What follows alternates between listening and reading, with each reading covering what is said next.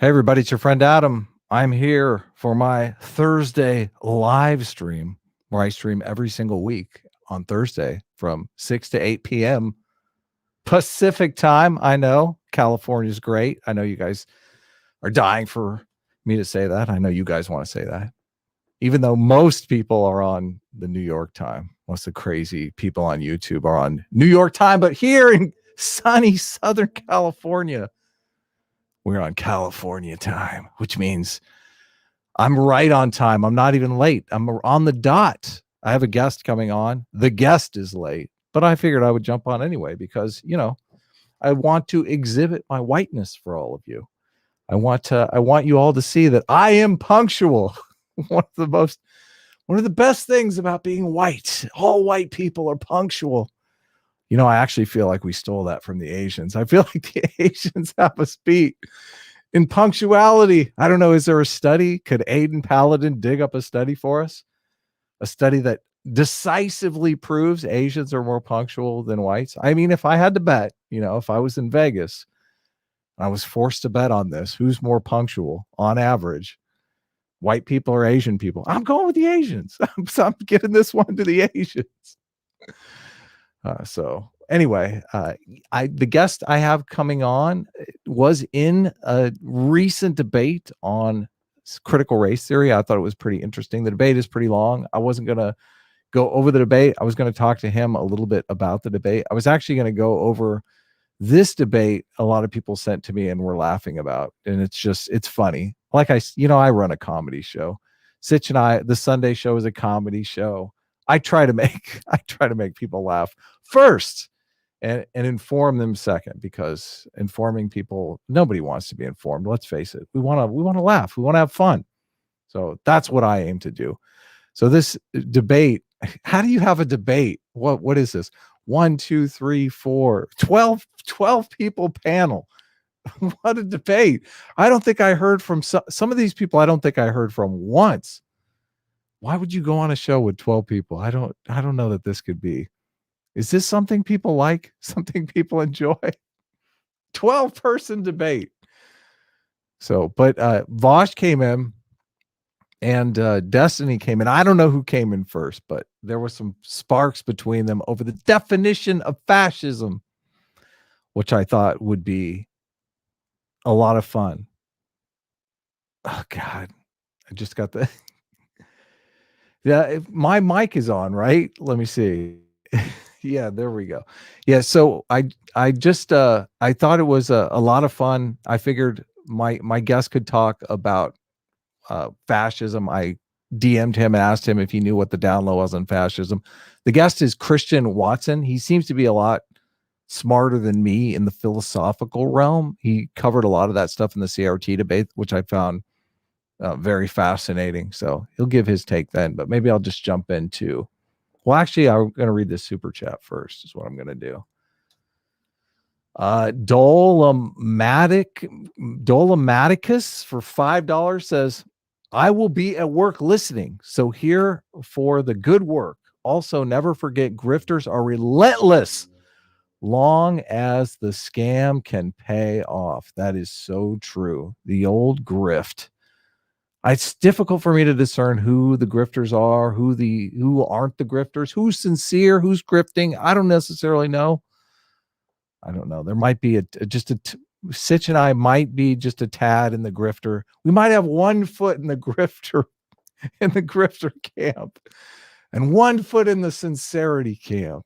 I don't know. It seems like if you're on YouTube, you're at least, you're here. Incentives, right? We're making money on our show. I'm making money in super chats and stuff like that. I feel like I have something to say.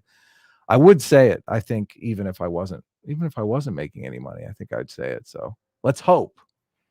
What is Squiddo? Squiddo did an awesome animation of Sitch and I. You should check it out. I hope it's on his channel. Squiddo says, Vaush, the adorable pop culture icon. Vaush is blowing up. Vaush is an interesting character. One of my big takeaways from this stream is that a lot of these people, there's 12 people on the panel. A lot of these people were against Vaush, seemingly, as if maybe the tide is turning on Vaush a bit. Maybe people are not are getting upset at Vaush's tactics. Vaush does I think punch below the belt in a lot of these debates. It seems to be something his fans are keen on, which okay, that's fine. Freedom of speech and all that good stuff. But I don't know that there's an infinite amount of goodwill for those kinds of things. Someone mentioned in the chat earlier that they wanted me to cover the debate with right here, Noah Levenier. Can you do a review on the Yarn Vaush debate sometime in the future? Yes, I will. I was going to do that actually today, but this stuff people seemed more interested in this stuff. But yeah, Vaush is so mean to Yarn in that debate. It's so bad. It's so bad. And the optics of it looks so bad. I mean, maybe it's just me. This is my personal opinion. I didn't get a lot of feedback from other people. So obviously I can be wrong. I have been wrong before. I don't necessarily have the pulse on the entire audience, but my take was Yarn is obviously a well-mannered elderly gentleman, and Vaush is sitting there.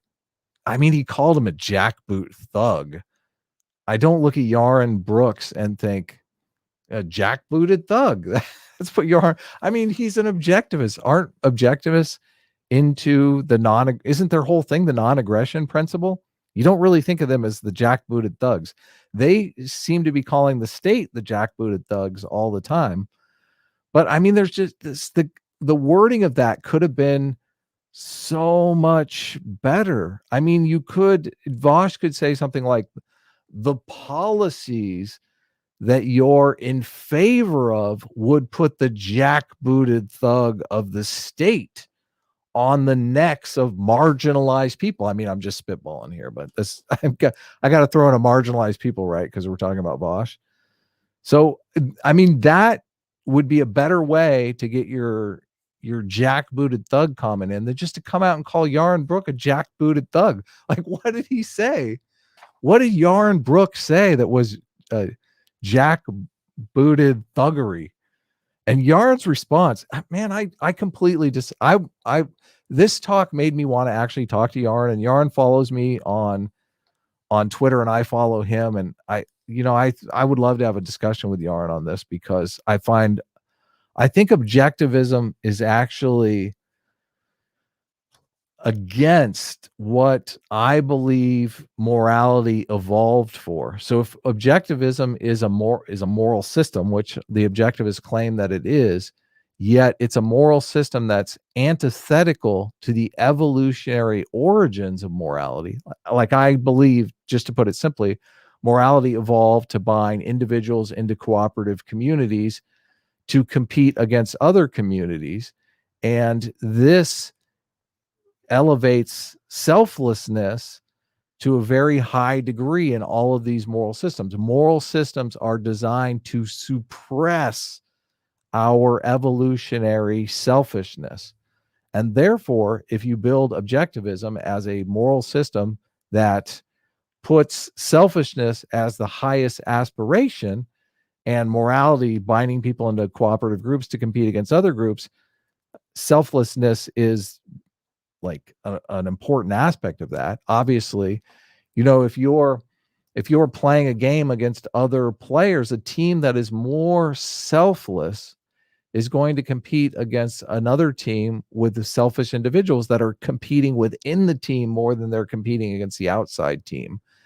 So this creates a little dilemma, a little puzzle for me with objectivism that I don't necessarily know that I could get past. But Yarn Brook I think he's the head of some objectivist organization, like the International Objectivist Organization or something like that. Yarn Brook is the leader of, the king of, the benevolent king. God, I can't believe Christian isn't even here yet. This is hilarious. 10 minutes late. He was DMing me like 30 minutes before this thing too.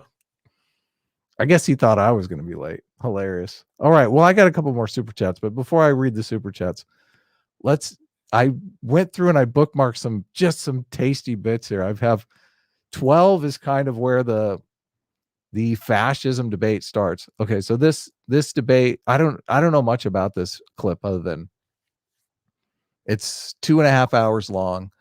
Destiny's involved. This is evidently a channel that Destiny goes on rather regularly to debate people. There's a guy with an American flag. He's probably some right winger, but I don't think he ever speaks once. So this girl with the gay pride flags speaks a couple times. So that it's then Vaush pops in, but Vaush and Destiny basically have it out, and Vaush is like yelling and you saying, "Oh, Destiny, you're out of control." He's doing one of these, "I'm yelling at you, but you're mad," which is always funny. I don't know. My audience doesn't think that I hate on Vaush enough because I have a soft spot for anyone who's 27 because when I was 27, I was a total moron. So I feel like Vaush is actually probably smarter than me when I was at 27. So, and since I think Vaush is about 27. I don't know if he's 27 on the dot, but younger people I want to give the benefit of the doubt just because they're, maybe it's just me. I was dumb when I was young. So maybe I shouldn't. I will let you guys have your fun with Vaush, making fun of Vaush. I'll leave my commentary to the actual debate here. So what do we go for first here? Vaush calls Destiny right wing, radical centrist ad hom. I was like, he's accusing Destiny of being a radical centrist, which is funny. How is Bush fascist? Let's go to the first one here. I think both of these are kind of where Vaush is going crazy. Hopefully I shared the audio. Let me know. Shut up for a second. We got to have order. Look, I told you. Hold on, I got to slow this down a bit. We should have moved to a private panel. You don't want to do that. Okay. This guy was trying to get Vaush and Destiny into a private panel because all these other people were obviously interrupting. He wants a good clip. I like his moxie. Vaush also said in the middle of this thing that, holy cow, he's like, I've been here for 3 hours. I should have streamed. I could have made some money off this. And I thought, capitalism right there. Vaush calls himself a socialist, but he has the ultimate capitalism take. Fine. I just like the idea that ultra progressive Destiny is saying the accusation that Bush and his brother were responsible for conspiratorially fixing the ballot. I want to attack this point. Hold on. I just like that ultra. Hold on. I just like that ultra progressive Destiny, who definitely hasn't slid to the right in his fight against the lefties, is saying that is comparable to. You're not adding to the conversation. Check that out. That's his whole shtick. He's like, oh, Destiny can't be trusted. We're tribalists here, and Destiny's not in the tribe anymore. He slid to the right. He's challenging everything we believe in on the left. Oh my God. He's basically Ben Shapiro now. I love this tactic. This tactic is so insidious. The whole moral purity tactic. It's hilarious to me because, being older, I remember the conservative. This is the conservative Christian tactic right here. This is like a purity testing. Oh my God. You talked to the wrong person. You talked to a communist. Yeah, All right, so I'm muting some people. Go ahead. There's like 20 people open their mouths. They're so triggered by it. I just have to respond to the North Carolina thing because he does this. He drops a really bad claim, follows it up. It's like you haven't the justified Rubio a single Democratic debate you made since you come on here, buddy. This is the Vaush strategy. It's you make you respond to the point and drop a bad analogy that doesn't fit, and then make an ad hom to try to win the debate. Have an optics win. The Trump big lie to Bush in 2020, and you want to impugn me for bad analogies? You're such I was listening to. I shouldn't interrupt Vaush. Well, hold on. Let me back it up a second. Lie to Bush in 2020, and you want to impugn me for bad analogies? You're such a clown because these the days, comparison. Are you okay? You sound actually so upset right now. I'm so sorry. You came in here mad as fuck, and the smile doesn't fool anyone, by the way. I'm not mad. I just laugh really hard whenever I'm called out on my bad argument. I love it because look at the panel. Uncomfortable. It went for uncomfortable silence there for a good 2, 3, 4 beats, and then look at all these faces on the panel. everyone is totally laughing at Vaush. This might be the turn. This might be the reality television turn here, where everyone is realizing, oh my God, we thought this guy was a good guy. He turns out he's a bad guy. The behavior is what gives you away every time. You can come out and say, oh yeah, I'm for the working class, I'm for marginalized people, I'm for the downtrodden and the dispossessed. But if you come out like an egomaniac, nobody believes you. Why would anyone believe that you're for disadvantaged people if you're just completely in your own egomaniacal bubble? It makes absolutely no sense at all. Yeah, I don't. Do you get this stuff out of Destiny? I don't watch a lot of Destiny's. Well, I do watch a lot of Destiny's content on Sitch and Adam's show. Obviously, we review a lot of Destiny's content, but Destiny does these streams for hours and hours and hours a day, and I don't watch those. I watch like debates or interactive content or stuff like that. But I think it's the streams where they just sit down and interact with their audience that you can really see their true nature, I guess. And that's one of the interesting things about YouTube, is you're always kind of evaluating people's true nature. So in this just does not look good. Vaush makes a bunch of comments in here that people are going to clip that just make him seem like an egomaniac, which I don't think is just a good look at all. What's up, Christian? How you doing, man? Oh, Adam. Hello, sir. How are you? Hey. Yeah, How are you? You're on the show and we're live now, so just to let you know. Oh, excellent. Well, yes. It's good. It's good to see you. Yeah, you did it. Go ahead. Sorry, go on. No, please go on. Well, no, you did an amazing debate, amazing CRT debate. So I just was watching a couple clips here, but you're actually going to stick around and we're going to react to some of this stuff as well, some of the fascist stuff, of course, after we talk about the CRT stuff. Yeah. So, man, yeah, I think. Look. Go ahead.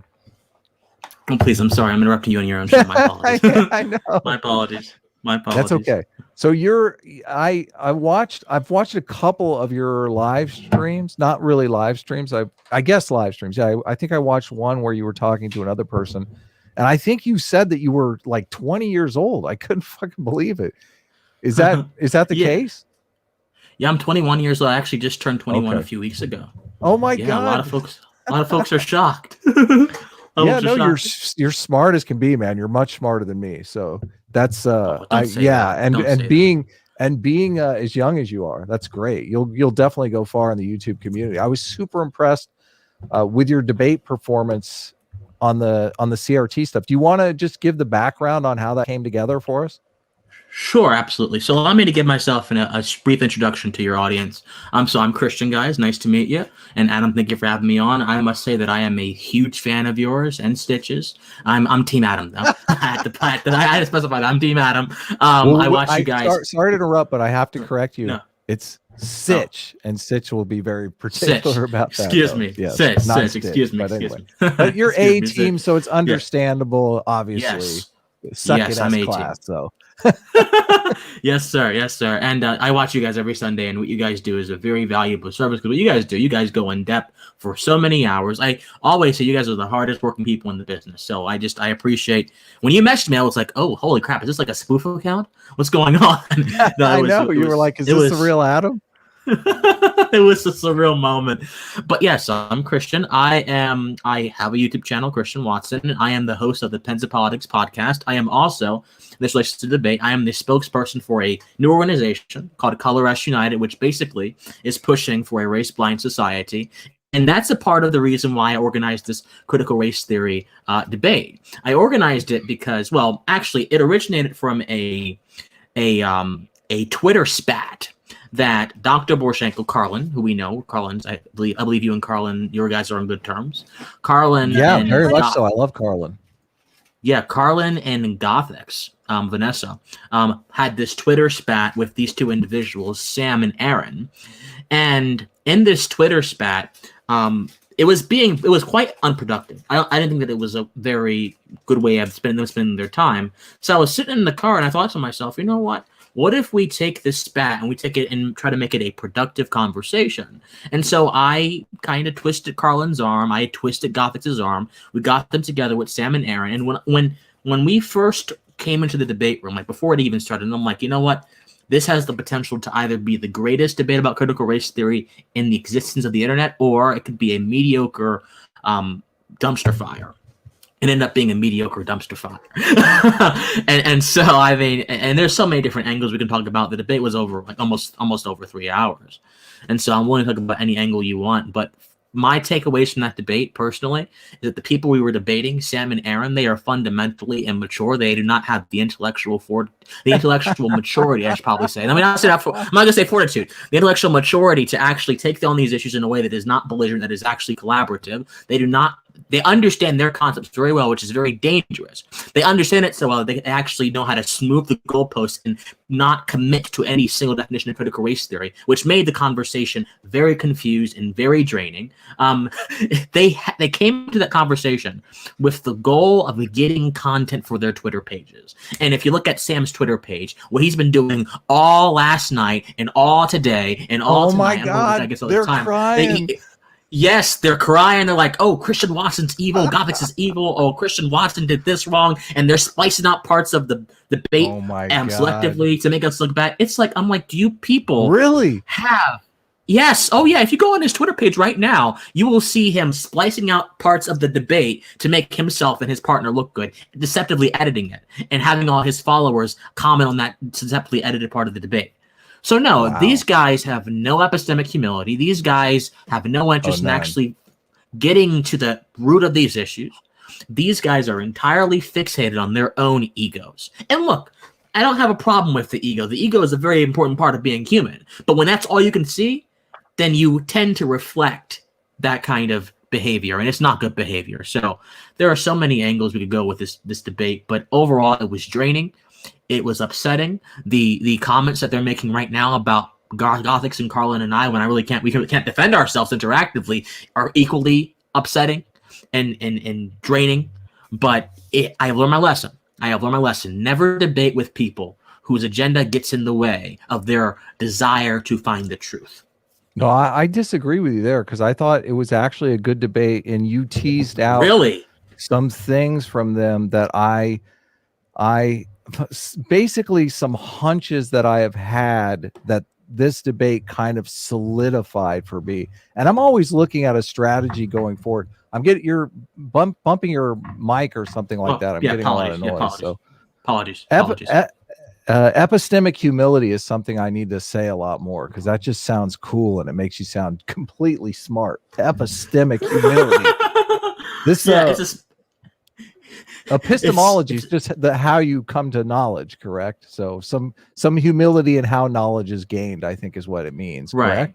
Yeah, exactly. All epistemology is simply a process of how we come to knowledge, but how we formulate knowledge, how we understand knowledge, how knowledge interacts. And so if you're not going to be humble in the pursuit of things that may elude you, you're going to actually miss things that elude you, and you're going to think that you have it all down, you have it all together more than you actually do. And in that instance, you're actually doing a bad service to yourself and to your own growth.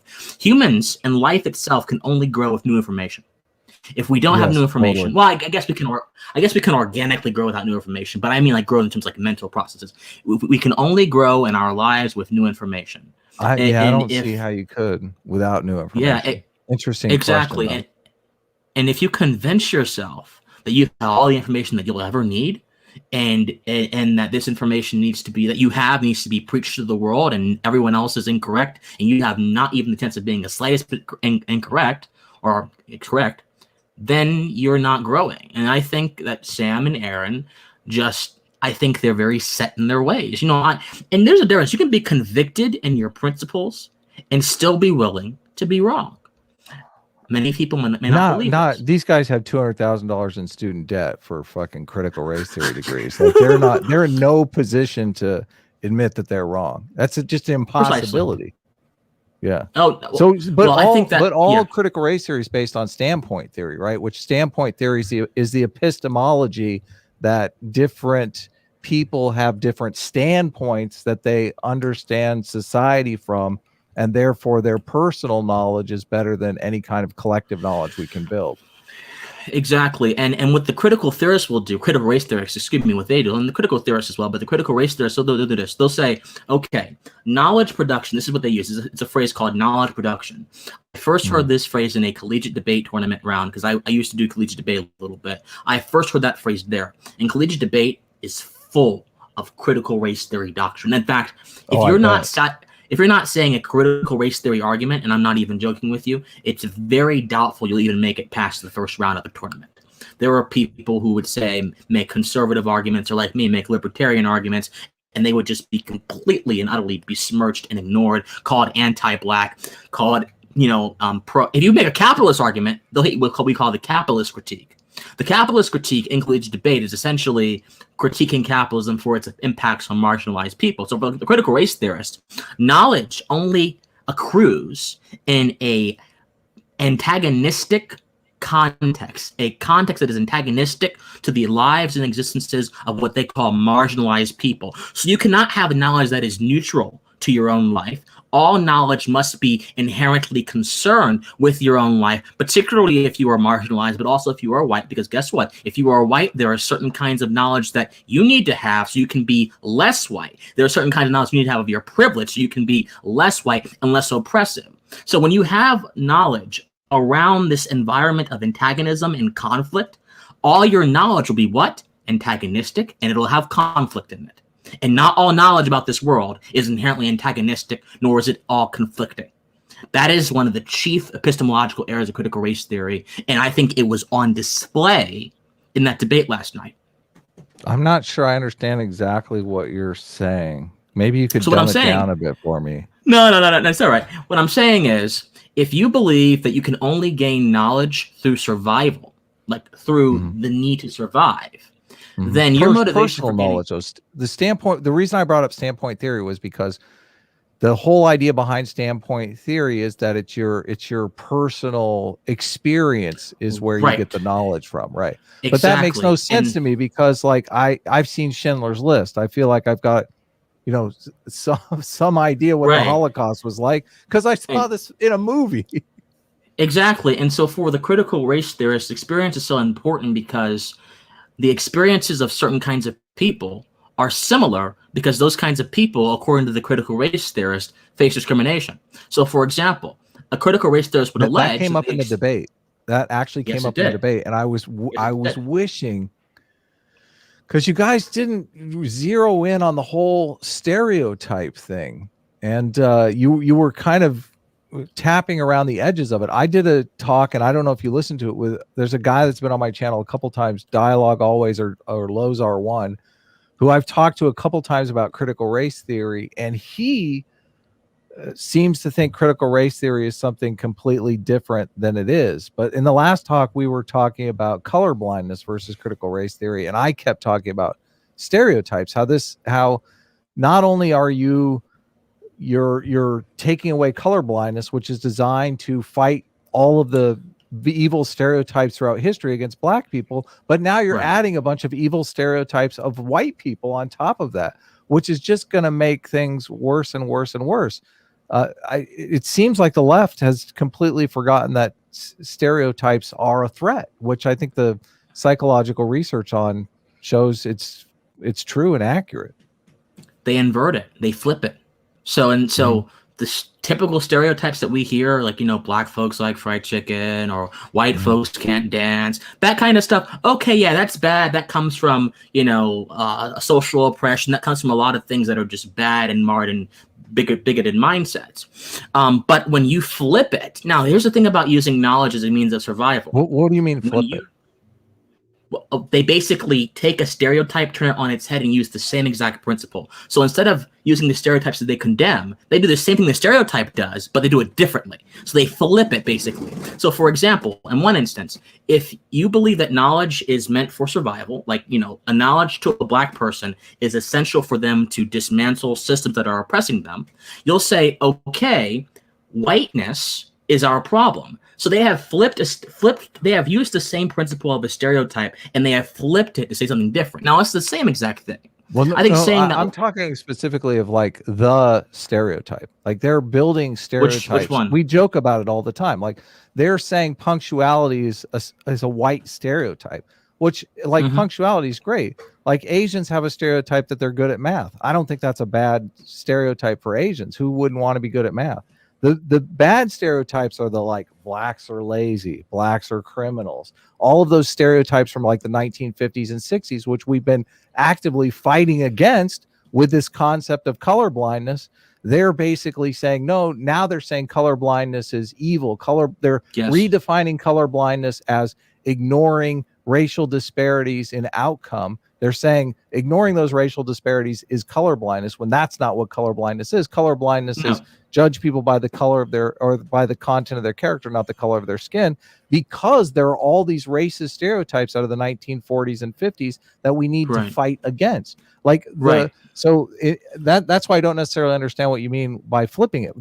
They're trying to basically establish a stereotype that all white people are racist and that all white people are oppressors. That's the stereotype that they're trying to put into the world, and that makes obviously that makes white people's life difficult in the same way that the blacks are lazy or blacks are criminals makes black people's lives, because obviously all like none of these stereotypes apply to everyone. Right, and that's what I mean by flipping it. So they'll probably attack a stereotype that says that all black people are X way.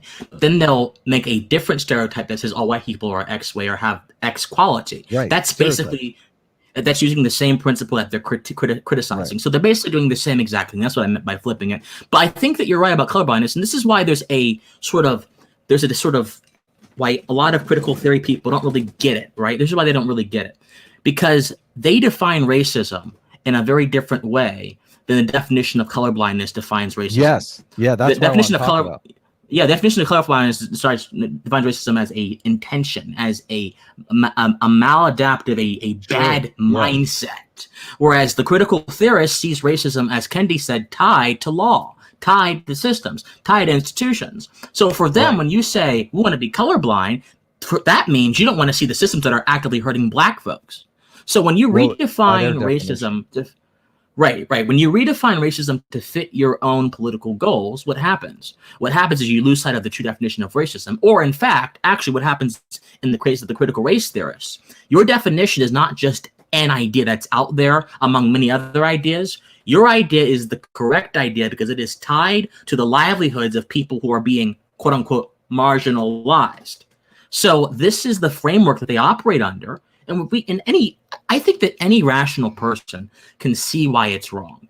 Any rational person can see why it's necessarily wrong, why it's bad. Critical race theory. Yeah, I want to talk a bit about, because this is one of the problems that I had with the debate, and this is obviously no fault on you. I wouldn't have known to do this before your debate. You know, obviously I'm just sitting in my office. I'm not under the stress of a debate. So, and I tend to not function great in debates. I'm just not one of those super quick thinkers on my feet in the debate. Yeah. I'm sort of a methodical thinking.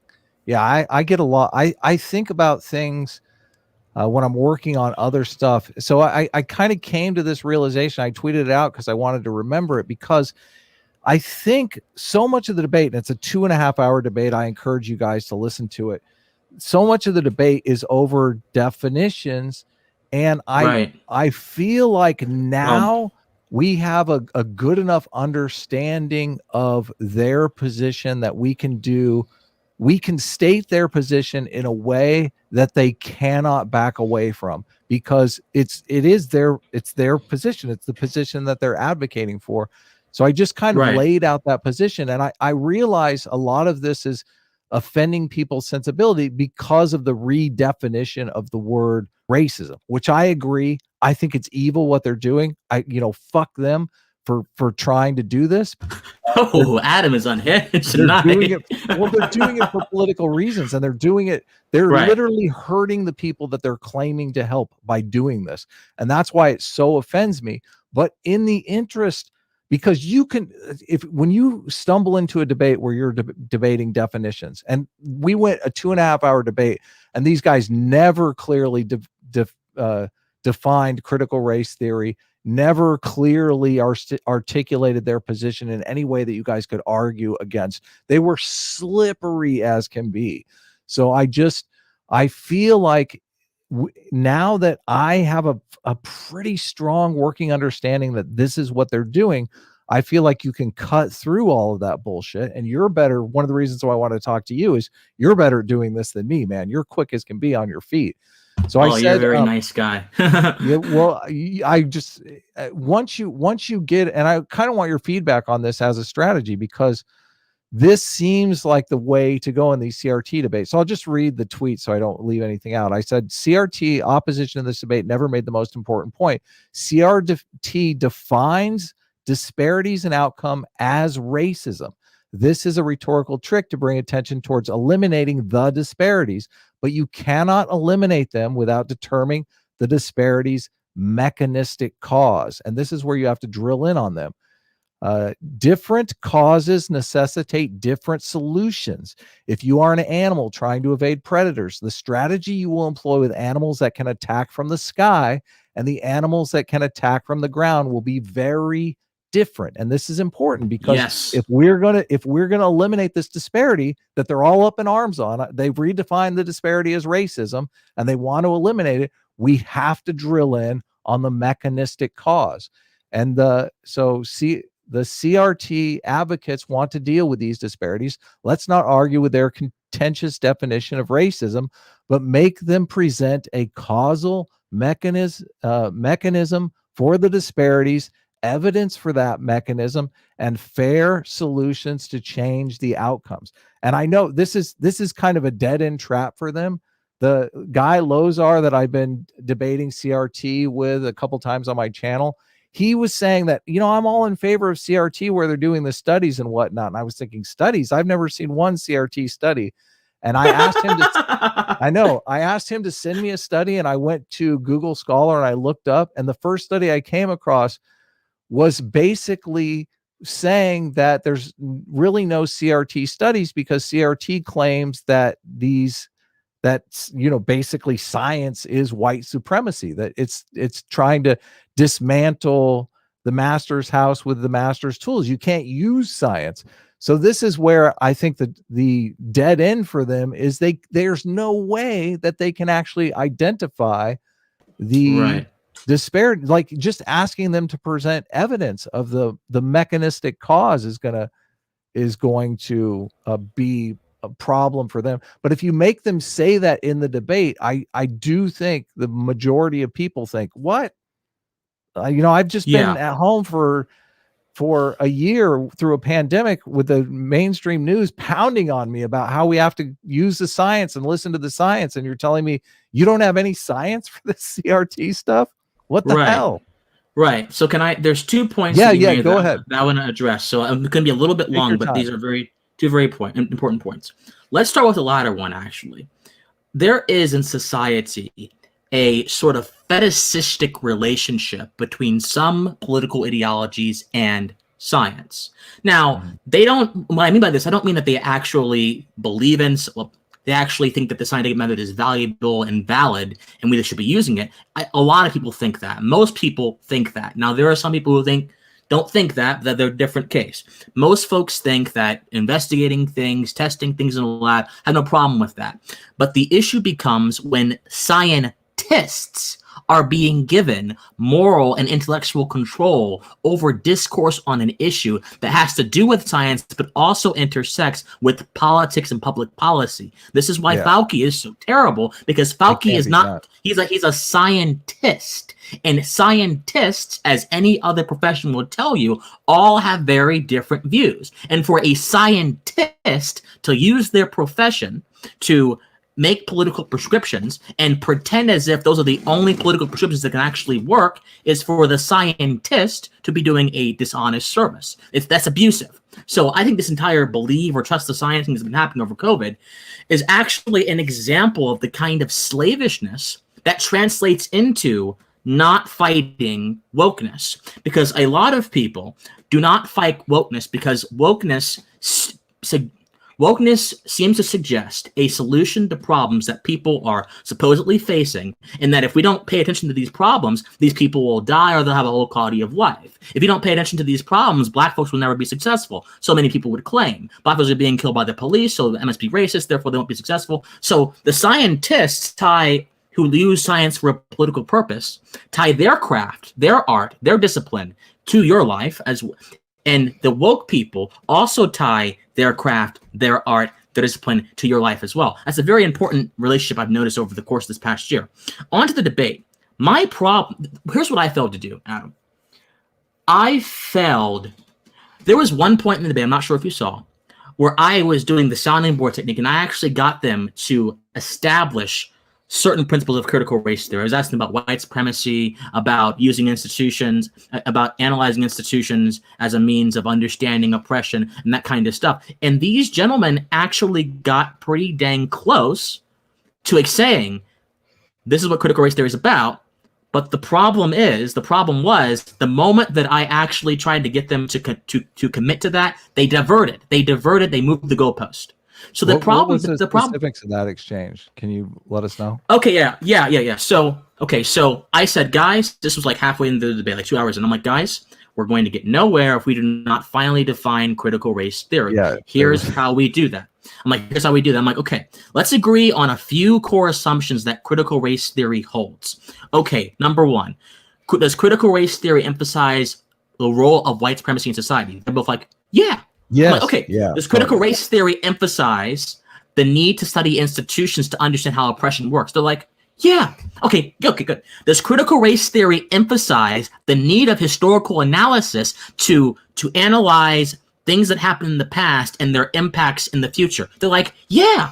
I'm like, okay, what you're seeing right here is a little bit more than just a movement. You're seeing an ideology, a method, a technique that is being used by people to get to a particular answer. And the moment I said that, they were like, oh, no, that's not right. And they moved on. They said, let's talk about white supremacy instead. I'm like, guys, that was great. But I'm like, I literally totally tricked them into admitting that they were post hoc reasoning, that they were coming up with a solution ahead of time. Yes, and to speak about the causes here, this is a brilliant post you made on Twitter, by the way, but the problem would be critical race people do not believe that causes matter. And the guy in the debate, Sam, was like, causes don't matter, Christian. I'm like, okay, is it true that, police brutality, there could be... Yeah. But I have a counter argument there, because if causes, how can you hope to solve the problem if causes don't matter? Listen, causes matter. Like no, right, exactly. The entire field of medicine is trying to get to the cause of the disease so we can fix it. Without a cause, you can't fix a problem. Exactly. No, exactly. So here's the thing, though. They think that impacts matter, intention doesn't matter, causes don't matter. What the actual result is matters. And of course, this is nonsense. You can agree with him on all that stuff. You can totally agree with him on all that stuff. I kept saying, look, I agree. The impact of black folks being incarcerated more than white folks for nonviolent crimes like drugs, that's a bad thing. It's not necessarily a racist thing. They're like, yes, it was. I'm like, how? Because black folks are being affected. No. Just because a action you're is arguing black over adjacent. The definition again. You just slipped into arguing over the definition. Right. And this is the problem, though, because they're not going to move. Accept their definition, because there's nothing for them to argue. If you accept their definition, you're arguing something completely different. Then you're arguing the point that you can't. They're monomaniacally fixated on solving the outcome in disparities. That's what they want to do. That's their desire. Right.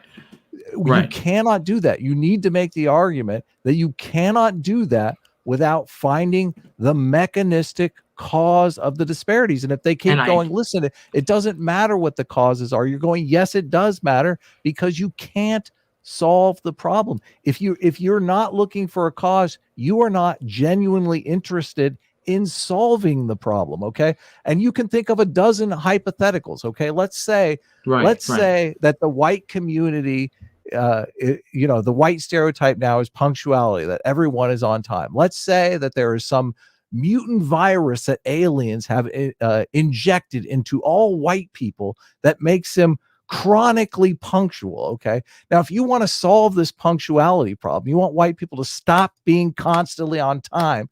If you do not know the cause, if you do not know that the aliens have invented this virulent strain of virus that makes white people always on time, you're not going to be able to counteract that. What are you going to do? You could chain them up or something like that, but would that be a fair solution to something that was actually caused by aliens? I don't think so. So unless you're having a conversation about the cause, you're not having a conversation about the solution. And I think that you can really put the thumb screws to them on the fact that they really aren't interested in solutions, that this is just a political farce. Well, and I really tried to talk about the cause as a means of finding the solution, but I think Sam's argument was, and it's a little bit blurry, I think his argument was, look, causes don't matter, this is happening, and the fact that it's happening means that it's racism. Now, of course, we understand why this is a bad argument. Definition, but that's a definitional argument. And here's the thing is, if you accept, as you did, if you accept their definitions of what racism is, or any of their definitions, you kind of fall into a trap. You can't get out. Because the definition of racism is fundamentally wrong. It has nothing to do with intention. Hold on. So this is a trap for you though, because they've trapped you into arguing the definition of racism. Let them know. Do it exactly the same way that I set it up here. Let them know that I think it's insidiously evil that you guys have redefined racism. But for the purposes of this discussion, I'm going to take your definition of racism, which is evil, and should be noted that no one in society should be using this definition, but you're using this bastardized definition of racism to make an argument here. And I'm going to take that argument on face value and argue with it in good faith. You put the onus on them. And just the bogging down a 2.5 hour debate. These guys were good. Like, I don't know if you're going to get another bite at the apple here with these guys. Already they're gone to Twitter to, try and savage you. But these guys would, I kept wanting to get answers to this on the causal argument. How, make them make an argument. Like, if you're saying that you can solve some problem without knowing what the cause is, make them argue that instead of getting bogged down in a definition of racism. And I think, I think that I should have probably said it as directly as you're saying. I probably just said, okay, guys, okay, if you want to solve a problem without identifying the cause, that's fine, but let everyone know that's what we're doing so that we can actually get to this. How can you do that? How can you do that? Right. I did push causality though. How do you solve a problem without? How do you do that? Here's the real thing, Adam. The thing, I do think they adhere to causality in some senses because critical race theory presupposes that white supremacy is having the biggest impact. White supremacy causes all these disparities. They presuppose that. So I do think if in reality, against the theory. Christian, if they're arguing against causality in a debate, they look like fucking morons, dude. Like, seriously, if you're forcing them into an argument where they're saying causality is not real, you've won. You've destroyed them. Well, they're basically going to start arguing that causality doesn't matter, that causality is not real. And Sam basically did say Christian causes don't matter. Sam did say Christian causes don't matter. But that makes sense. That makes sense if you take his definition seriously. Causes don't matter. It's the disparity that they're defining as racism. Causes don't matter for the definition of that they're using of racism, but causes matter for the solution. Yeah. Like if you're it makes it patently obvious that they're just redefining words for a political advantage. They want to be able to call a disparity racism. Therefore, they want to be able to call people racism for a political advantage. But they're when you frame it this way, it makes it so obvious that they're not interested in a solution, and they look like the bad guys. They look like morons, and they look like complete traitors to their cause. Like, I think that's right. Yeah. So no, that's right. That's right. That's my only. No, I think you're right. I focused mostly on the definition in that debate, and that was again a fault of. I think that if we had gotten the definition started in the first 5 minutes, the debate would have been over much quicker. Because I think I would. They don't know what's critical. They couldn't define it. No, if we had gotten the definition over in the first 5 minutes, I would have had it. Would have been very easy. I would have been sipping on unalcohol, virgin pina coladas. I mean, it would have been very easy because these guys, their arguments don't have very much logical or intellectual or philosophical rigor to them at all. It's basically So no, I think that was our problem. I was happy to see you bring up because they went to the crack cocaine disparity. And for those of you guys in the chat that might not know, they're just using talking points from like 20 years ago, 40 years ago, all these different things. And I don't know the most recent stats on them, so I don't know if they're still accurate, but they cited a disparity in cocaine prosecution for white people versus crack cocaine prosecution for blacks. And Christian was smart enough to know the history that the black leaders realized that crack cocaine was destroying their communities, and they actually asked for the harsher punishments to try to deal with the problem. I don't know that it solved the problem. It ended up probably being worse for the community. But you made the argument that the cause was like the black community wasn't the cause of it, so it would be difficult to call it racism. That would fly in a normal world. But in the scenario where I set up, where you've already accepted that any disparity is called racism, you're not really talking about that. There's no need to talk about that because it's the disparity itself that is racism. It doesn't matter how that disparity got implemented, but you have to find a solution. I can't believe this hasn't been fixed though. They haven't changed the law where there's no longer a disparity between. I mean, if people want it changed, just change it. Right, exactly, and make all drugs legal, for heaven's sakes. No, why are I agree. All drugs should be legal. I agree with you, Adam. I agree. That's libertarian you speaking. I like that right there. I agree with you entirely. I agree. No, so and I think a lot of the crack cocaine laws were heavily enforced in majority black areas like New York City, and that they were focused there. It was a national mandate, obviously. The Controlled Substances Act of 1971. That was a national mandate, but they were more focused on certain minority communities. And really, I think that part of the reason there's a disparity, as you mentioned before, is because there were use rates higher. Crack was used higher by black folks. And back then, a lot more black folks were arrested. These days, it's not crack cocaine that black folks are being arrested for highly. It's marijuana. And that really started after the Clinton crime bill came in the 90s. Yeah, it's marijuana. So it's an even less dangerous, less odious drug. And I'm it's in just California. it's I don't know where you are, so we don't have to. I'm in Georgia, but you guys we've legalized. Yes, you have. Yes, you have. Yes, sir. Everything. Let me read some super chats in case there's some questions for it. Do you have any questions before we move on? Do you have any questions for me about this so far? Yeah. No, I'm enjoying this so far. Thank you for having me on. Desert Runner for $5 Aussie says Vaush's public persona has a lot of the same characteristics as every spousal abuser I've ever interacted with. Oh my lord. Well, Desert Runner coming out hard. I'll say this much. Vaush seems like a very unpleasant individual.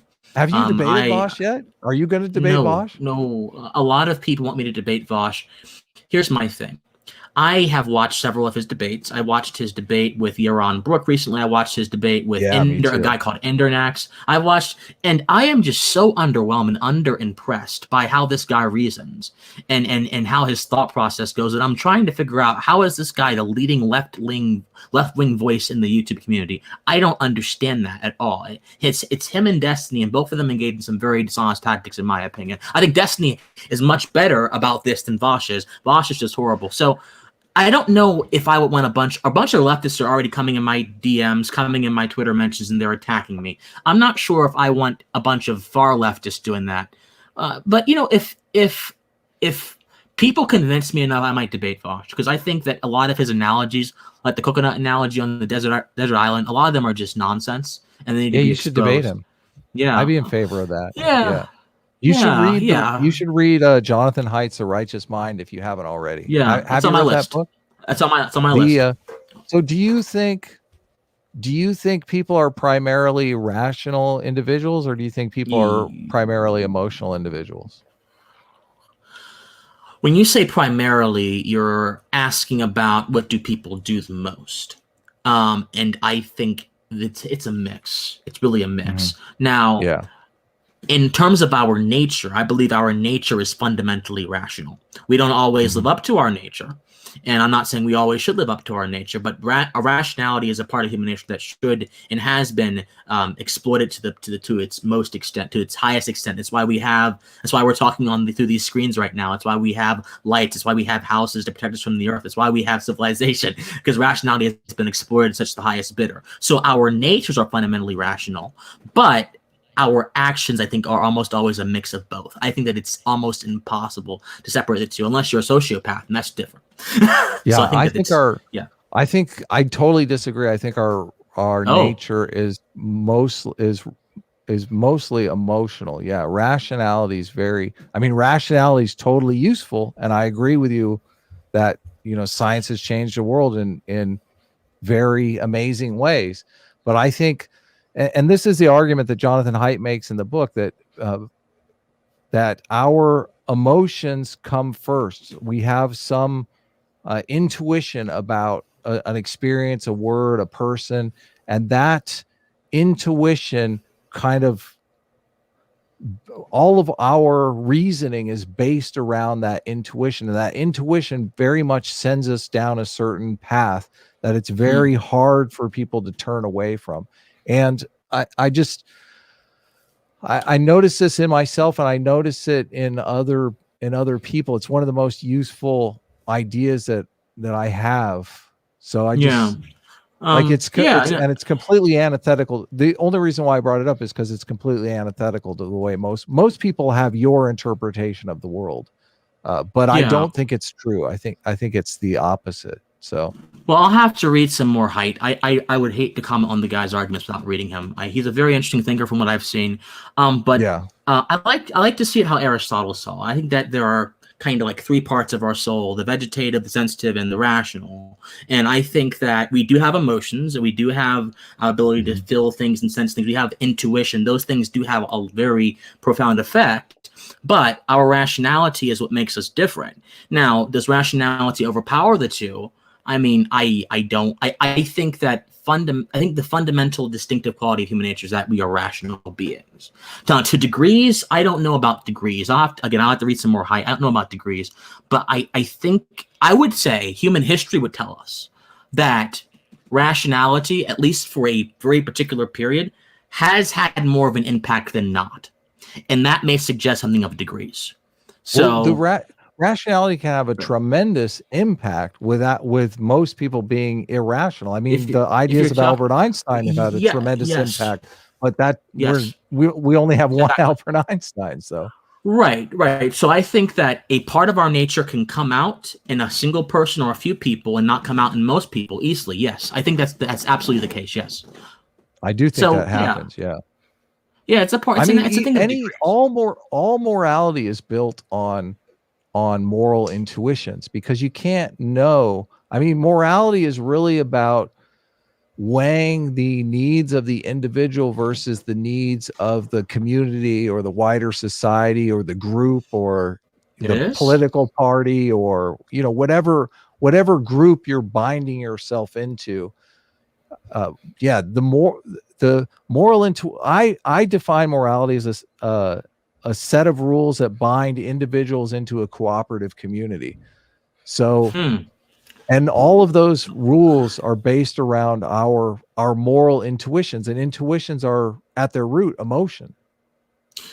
Yeah, I'm not sure how comfortable. I've heard that position before. I'm not sure how comfortable I am about that for a few reasons. I think ethics are the more rule-based part. Morality, I think, is the outcome of ethical theory. It's based upon ethical theory. So I think that some ethical theory separate the two. I use them interchangeably. So I think it's best to separate them. But let's take them for both for the sake of argument. I think that there are some ethical theories that are predicated upon outcomes and predicated upon the community and the individual, predicated upon circumstances. Then there are other ethical theories that say, well, you know, circumstances don't really matter all that much. They matter to some degree, obviously, but there's something that goes beyond our circumstances that matters more fundamentally. So reason exists within the human being, regardless of any circumstance. Now, we may not always use it. We may not always recognize it or acknowledge it, but it's still an existing thing. Like, we may not always appreciate the fact that we're breathing all the time, but we're still breathing. So, and that's the kind of system that I subscribe to. I believe in what they call natural law theory, which is basically the foundational tenet of America's founding.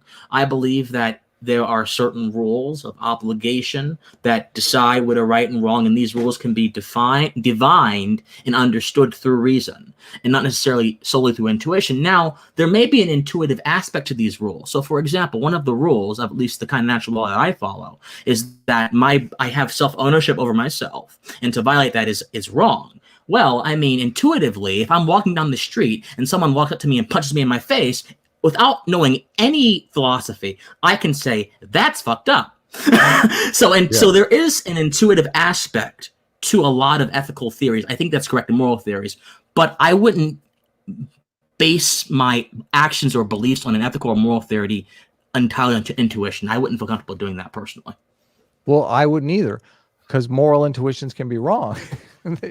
Exactly. Yes. Yeah, we have to develop our moral systems using empiricism. Yeah, using empirical methods. I agree. Yeah, I agree. So, but I'm not. First of all, I'm not trying to change your mind here. I'm not in the try to change people's minds. Oh, it's an interesting thought. I just think it's an interesting thought.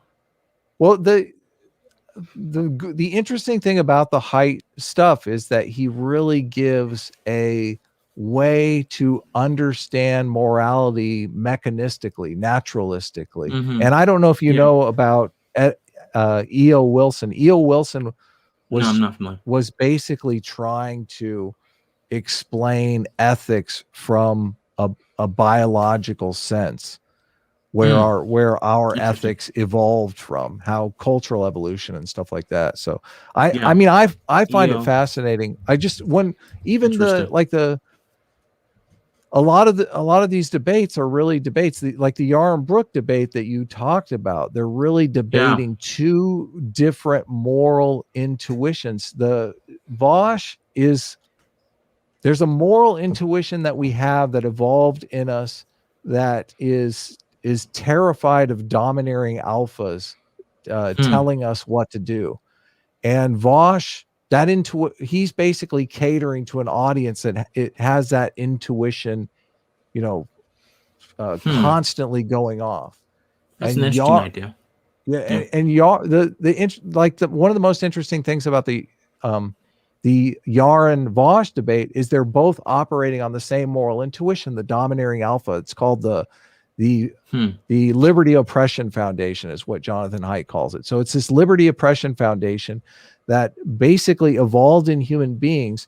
So when we all feel this, we all become hyper aware of the domineering alphas that can destroy harmony in the group. And it gives us this group unifying anger that we can all unite together to dispose or dismiss or kill the domineering alpha and basically reclaim the sanity of our community. But the Yarn Brook debate with Vaush is so fascinating because they're operating under the same moral intuition. They just have a fear of a different domineering alpha. The domineering alpha that Yarn Brook is afraid of is the state. The domineering alpha that Vaush is afraid of is the business class, the corporate class. So they're both afraid of the domineering alpha, and they want to give the domineering alpha less power. But their difference of really the core of the debate is a debate over who is more dangerous. But they're not talking about it explicitly. So when you start seeing how these different moral intuitions affect different moral communities and stuff like that, it's kind of like being able to look at the source code. So that debate, I think I probably got a lot more out of than most people, because And I say this all the time. It's so funny when socialists and libertarians debate, because they really are debating the same exact moral intuition, just with different jackbooted thugs, as Vaush said. I'll read some more super chats. Well, that's interesting. Unless you want to respond, go ahead. No, that's an interesting thought, Adam. I'll have to contemplate on it. Again, I haven't really read Haidt or Wilson, but they are now on my list. I've read excerpts from Haidt's work, and I know some basic concepts he deals with, but I'll have to read more. I mean, it sounds like an interesting idea. I guess I am a little bit skeptical of the sort of basis of intuition and moral thinking in a sort of supreme sense, but I'm open. I'm open to being convinced, so I'll have to read some Haidt. Well, you buy into evolution, all that stuff, right?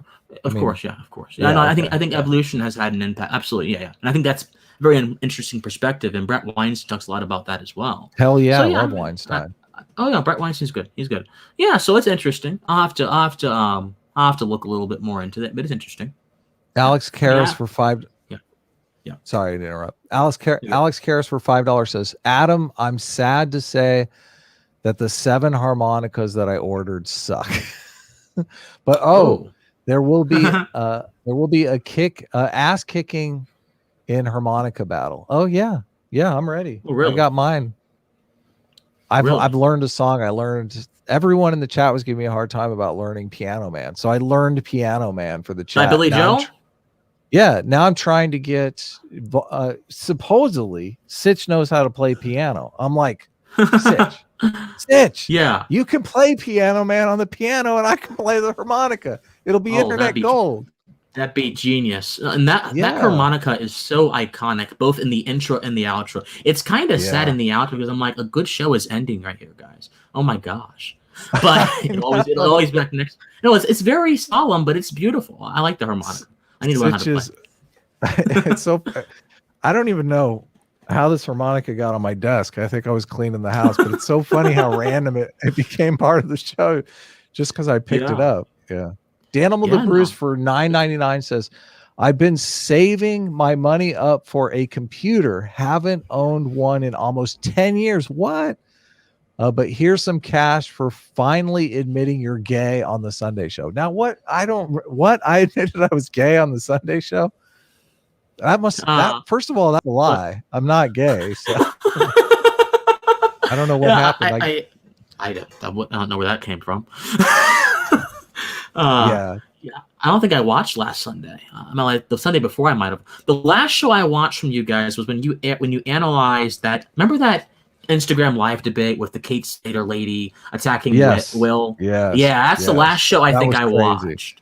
Oh God, that guy feels so bad for him. When Carlin reacted to it live on her channel, I couldn't stop laughing. Her reactions were just too gold. That was terrible. And that Instagram live discussion is a perfect example of what happens to people who are salt of the earth, who are well-meaning, well-intentioned, who simply want things to go okay in life, things to go good in life, to be good people, and they think being a good person means buying into this stuff, so let themselves get bullied by those people. Now, in Will's case, it was strategic because Will was actually trying to get them to be crazy, and he succeeded. But for most people, it's not strategic. Most people, it's like, okay, I'm working in corporate America, and I have a diversity training being shoved down my throat, and if I don't do it, I'll be called a bad person, a racist. So we have to.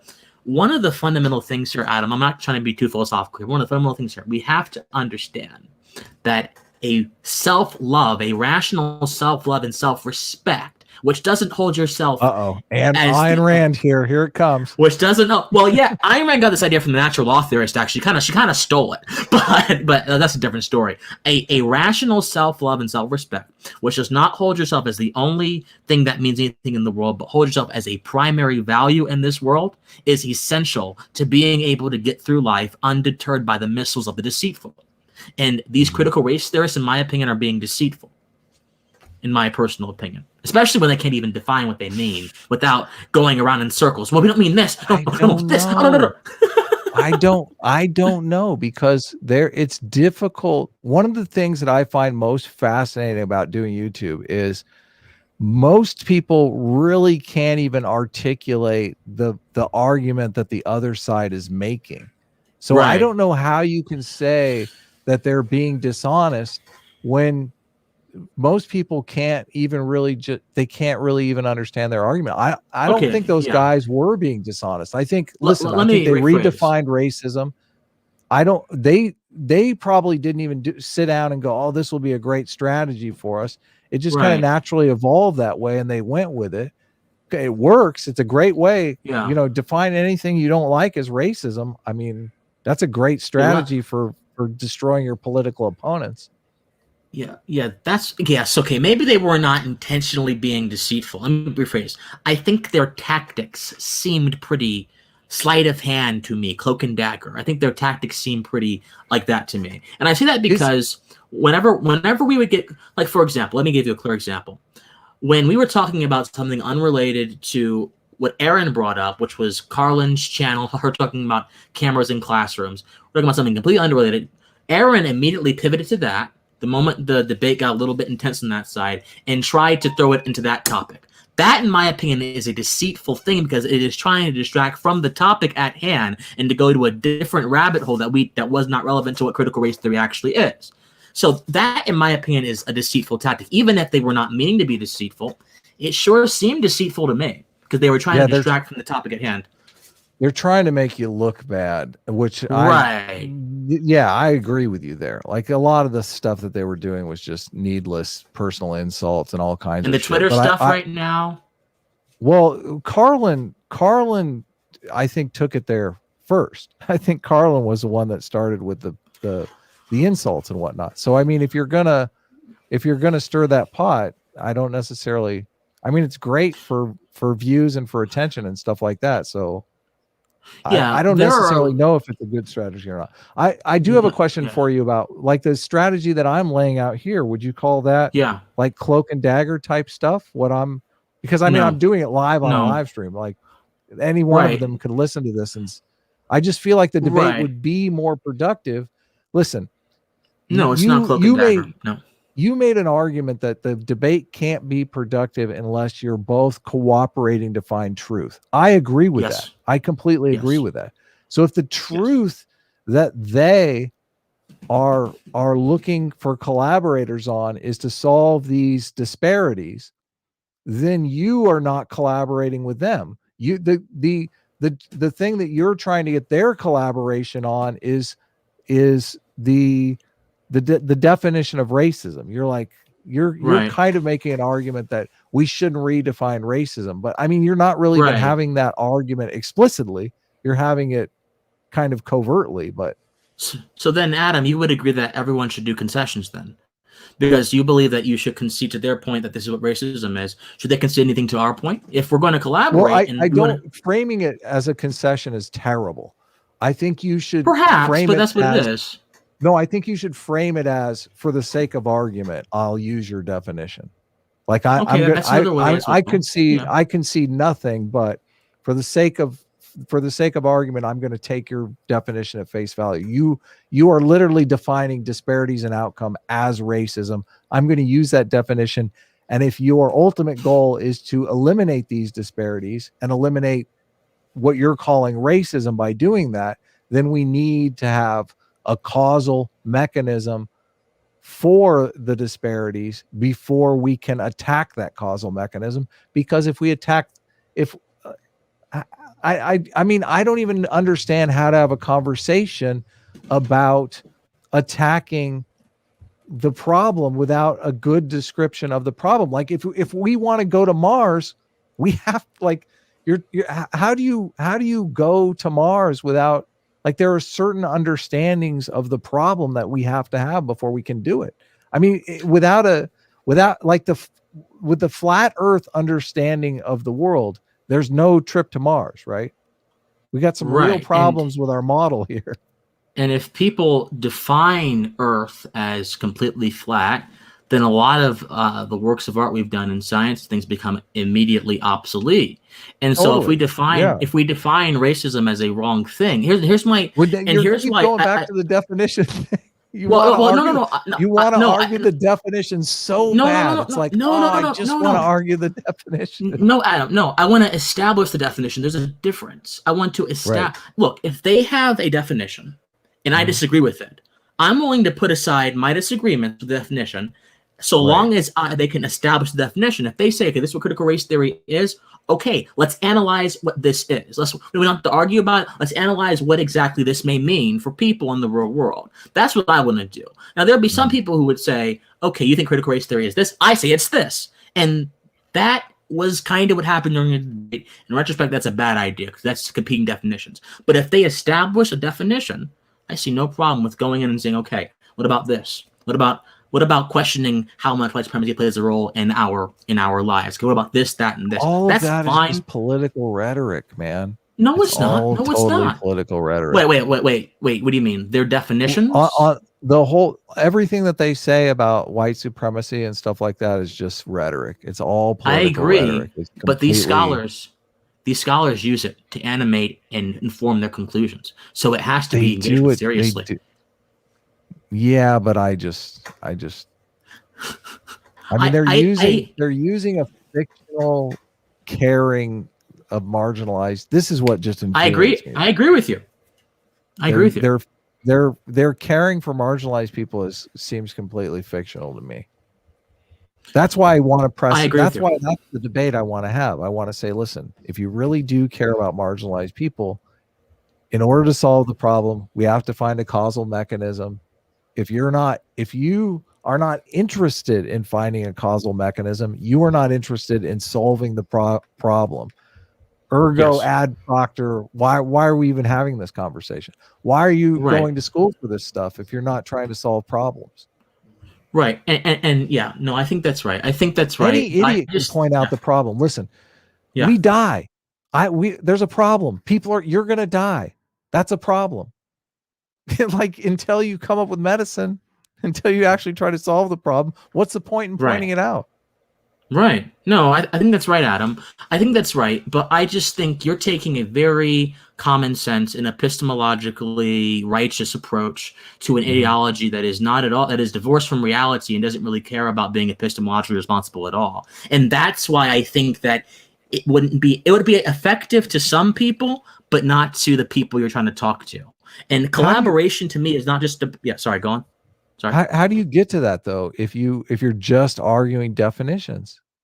So I think, no, I'm not saying argue definitions. I'm saying establish a definition, then analyze the definition. But no, listen, I'm saying you can establish a definition for them. They're not going to do it. Well, I want to know what their definition is though. And here's the thing, they don't have a definition, obviously. And once that part becomes clear, let's imagine we're in a discussion, and I ask them clearly, okay, define critical race theory for me clearly. What are its fundamental assumptions? And if they can't do that, I say, and they just say, oh, it's a movement, a broad movement with many different ideas, no doctrines, no set. I'm like, okay, instead of telling you how nonsensical that is, instead of telling you how philosophically dead that idea is, okay, let me accept that for a moment. Okay, so it has some assumptions to it, as you're willing to admit. What is the content of those assumptions? Well, disparity is this. Okay, and disparities are racist, right? Okay, let's accept that. Okay, now how do we actually fix that?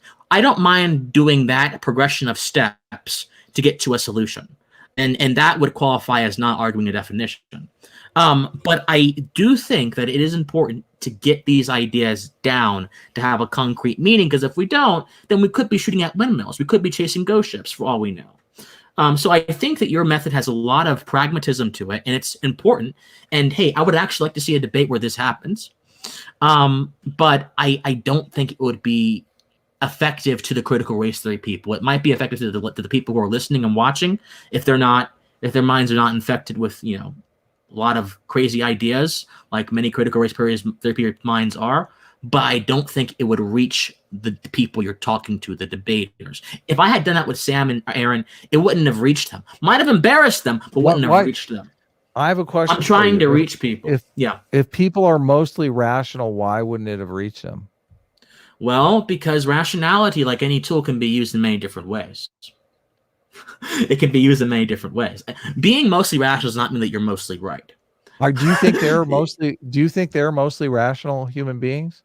I think they're misusing their rationality. Yeah, they're right. They're being rational, but they're misusing their rationality. I'm just playing with you, man. I totally disagree with you. I didn't see any rationality out of either one of those guys. Well, their arguments certainly weren't very rational. Their arguments were certainly not very rational. They were very draining, actually. I mean, it was a fascinating debate. Lord of the Nerds makes an interesting point here. He says they would say the causal mechanism is white supremacy embedding itself in law. Exactly. Which I don't. How do you? I mean, this is a little like. I mean, it's kind of like the ether argument for air. Like, right. Until that, I mean, isn't that just kind of a placeholder? I mean, what is the white supremacy? I mean, this is kind of like the God did it argument.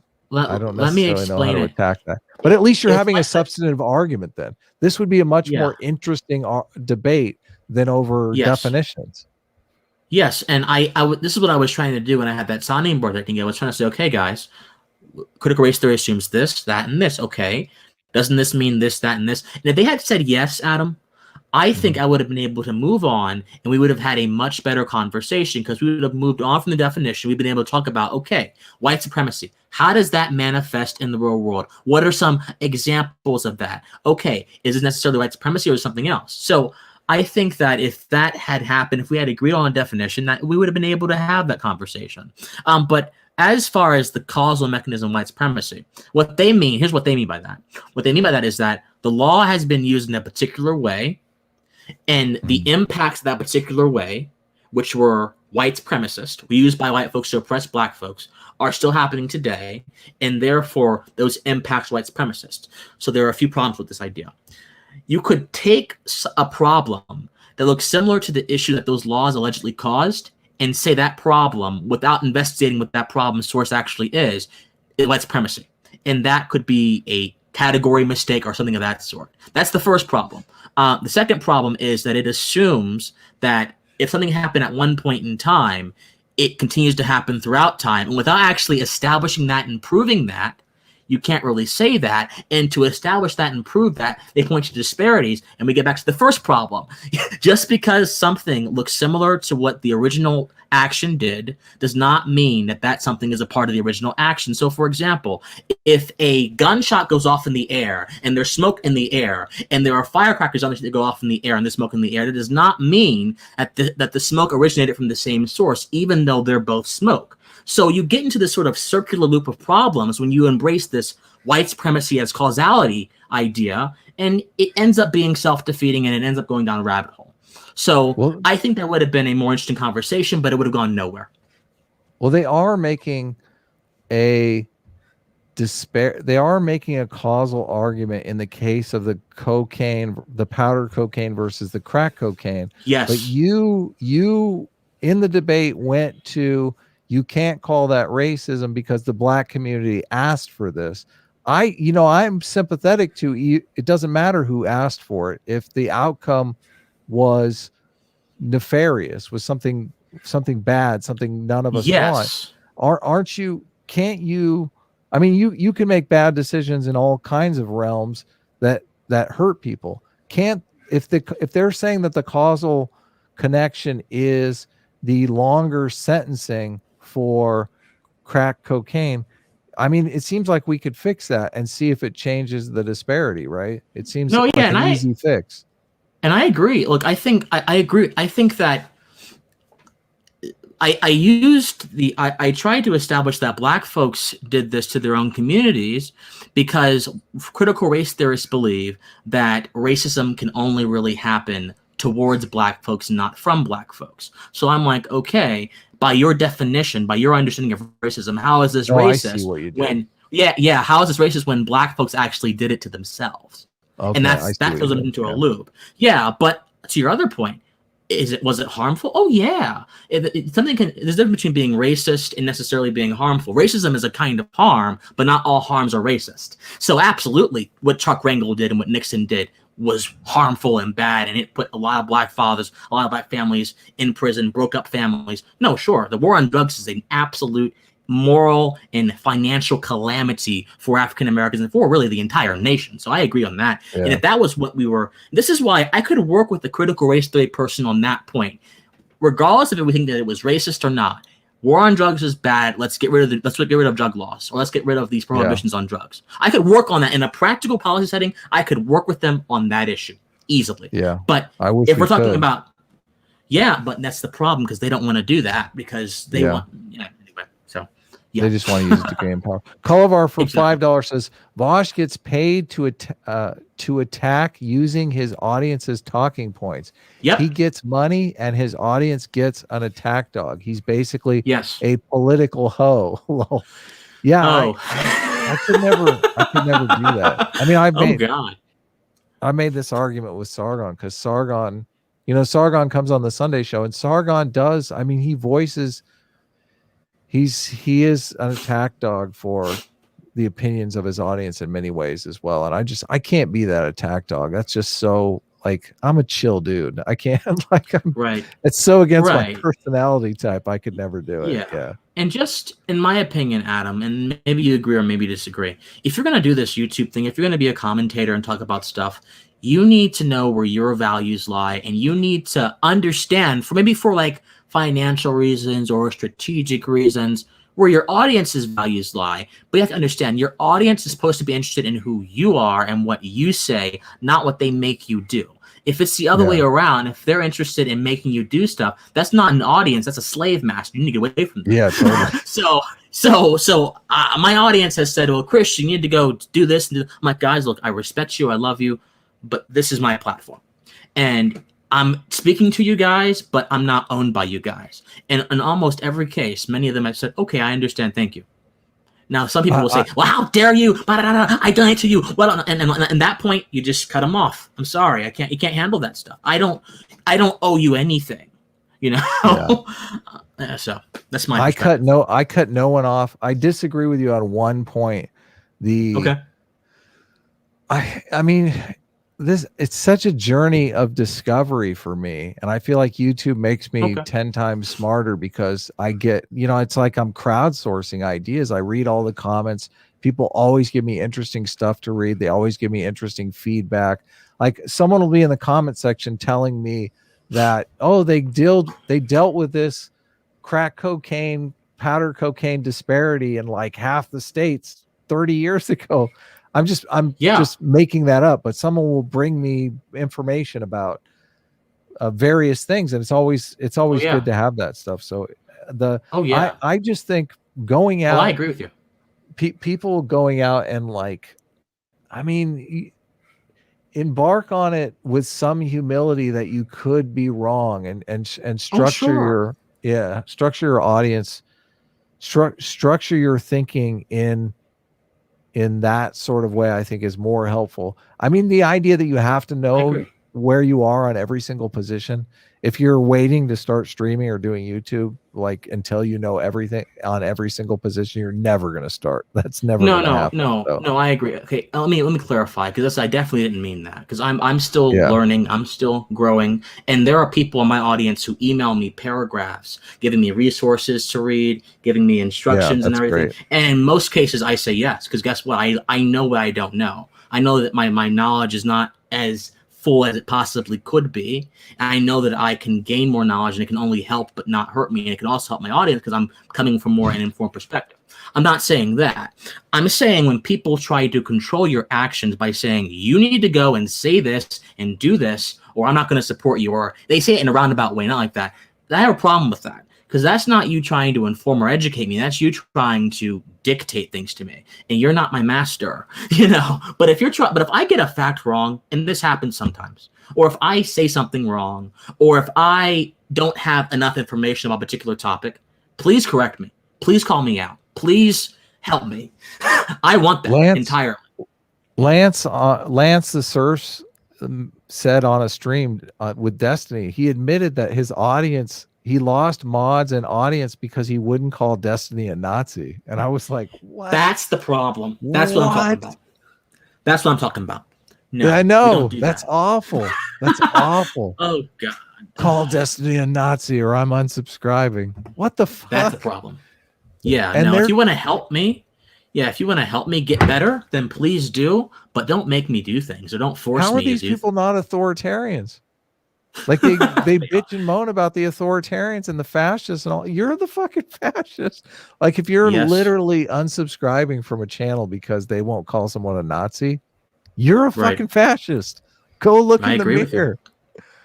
A Big Armada 1988 for $5 says, not gonna lie, these struggle sessions are sad and hilarious both at the same time. 18 for life. Yeah, I find them fascinating as well. I mean, it does trip people up when they fall, when they like stumble into the spider web for the first time. So Cullivar for $20. That's so generous of you, Cullivar. Please link his channel, Adam. He's at 2K subs and his videos are really good. Like I got 6K and I'm nowhere near as interesting. A-Team Reign Supreme. Yeah, I put a link in the chat. I will add a link also to the description. But yes, and I think you're closer to 4K subs, which is good. Yes, sir. Yeah. Yes, sir. I appreciate it, brother. I appreciate it. I'm honored to have your time. Seriously. Yeah, cool. I really respect you in Stitch. I do. I'm honored to have your time. Stitch, so, you did it again. Sorry, Stitch. It takes me. When you say I really respect Stitch. Sorry, I'm sorry. It's like me saying I really respect you, Christopher. You're one of my favorite YouTubers. It's not as impactful. It's just not as impactful, but it's okay. It's not a big deal. Gartham for $20 says, Godspeed, Christian. You did very well in the debate and weeded out the other guys. My favorite part of the debate was, I can't believe I have to explain this to a black man. Yeah. Also, Rent Adam, you promised. Did I promise, Gartham? You did give me a $20 super chat, so maybe I should. Gartham for another $5 says, I believe what Christian might be talking about is power is knowledge versus knowledge is power. Do you have something? Is there a difference there, Christian? Yes. Well, okay. Does he mean in reference to my earlier conversation about how critical race theory ties knowledge to survival? If so, then yes, for the critical race theorist, knowledge is concerned with how much power any kind of group can get. For the critical race theorist, black people and people of color, they don't have power, or they have very little power. Now, we understand how ridiculous this sounds in the presence of black judges, black police chiefs, black legislators, but whatever. Anyway, that's their theory. And so for them, every bit of knowledge that a black person can gain as a survival strategy, that's one of the terms they use, it gives them the ability to create counter narratives to white supremacy, which allows them to not become marginalized anymore, to defeat racism. So yes, knowledge, power is knowledge, basically. Yes. Or yeah. He must have skipped out. I was looking to give him a wrench. So, sorry. Sorry. I can't give you a wrench if I don't see the thing in the chat. So, oh wait, I wonder if I can do it here. Look at that. There you go. You got your wrench, Gartham. Yeah. Use it wisely. Let me know if Gartham's terrible. Let me know if I need to de-wrench anyone. I think I've only done it once. So wrench is like a moderator, right? Yeah. Oh. I'm notorious with giving out a lot of wrenches because I'm a MMTer. You know, I'm trying to break the back of the wrench market here. Gartham.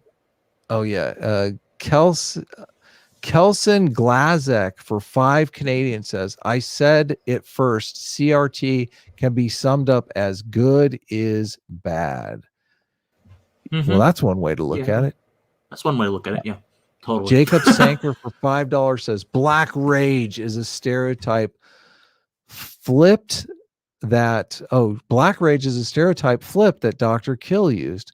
To say black people are aggressive or can't be punctual is racist, but CRT says it's biological. Yeah, that's a terrible thing that she did there.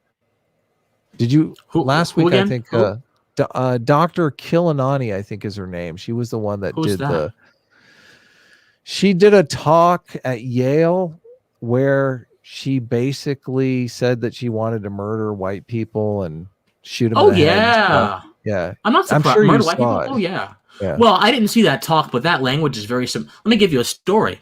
There was one time I was at a debate tournament, and there was this one black team who they made it almost always all the way to the final round, and their entire argument was that we call for a genocide of all white people. They were quite literally arguing in debate for a genocide of every single white person to defeat what they call the specter of whiteness. Not joking. And these guys made it to the finals.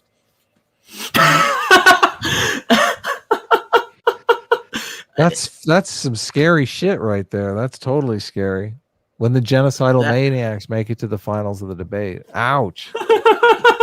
Jacob Stanger for $2 says, sorry, I just realized I was 10 minutes behind. That's okay. Mr. Guy for $4.99 says, if their prescriptions cause problems, more the merrier. It's all a case that entitlements must be paid and commissars must be appointed. That's it. Yeah, I do believe it's mostly a power grab. But that's another reason why I want to drill in, because I'm more interested in finding out if they understand that this is kind of a situation where they're useful idiots for other people. I think that's well, you say that to them, they're going to be pretty pissed off. Well, I'm only saying that in our discussion. I wouldn't obviously calling them a useful idiot in the debate will come off as a personal attack. That's probably unnecessary. Well, of course, right. You understand the political term "useful idiot." They don't. Absolutely. They are implementing CRT for a power differential for the Democratic Party that they're not fully conscious of. They think they're racial activists when really they're just political activists. They're basically free political activists for the Democratic Party. Right. And you know, this is kind of, I think this is a point that is made in some progressive circles, particularly as it relates to the influence of corporate money and progressive media and progressive candidates. Many of them will say, okay, if you're a progressive media person and you take corporate money, you are not legitimate anymore because you're a useful tool. No matter what your beliefs are, you're a useful tool for capitalism. I think the Young Turks got attacked for taking corporate money, right? I think they got attacked because they were on current TV once, and they got attacked for taking corporate money. So they're considered by many progressives not to be real progressives because they take corporate money.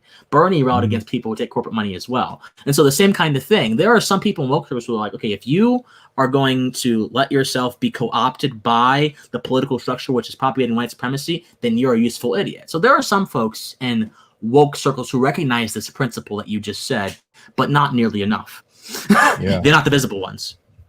Robert Romano for $9.99 says, I think the Marxism CRT is not well designed to address either the causes or consequences of class or racial inequality.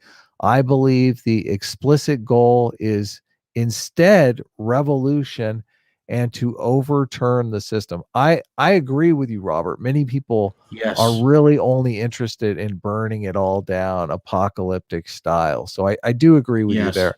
They do have this romantic idea that burning it down will bring utopia, which I think. What were you saying, Christian, about how people are mostly rational?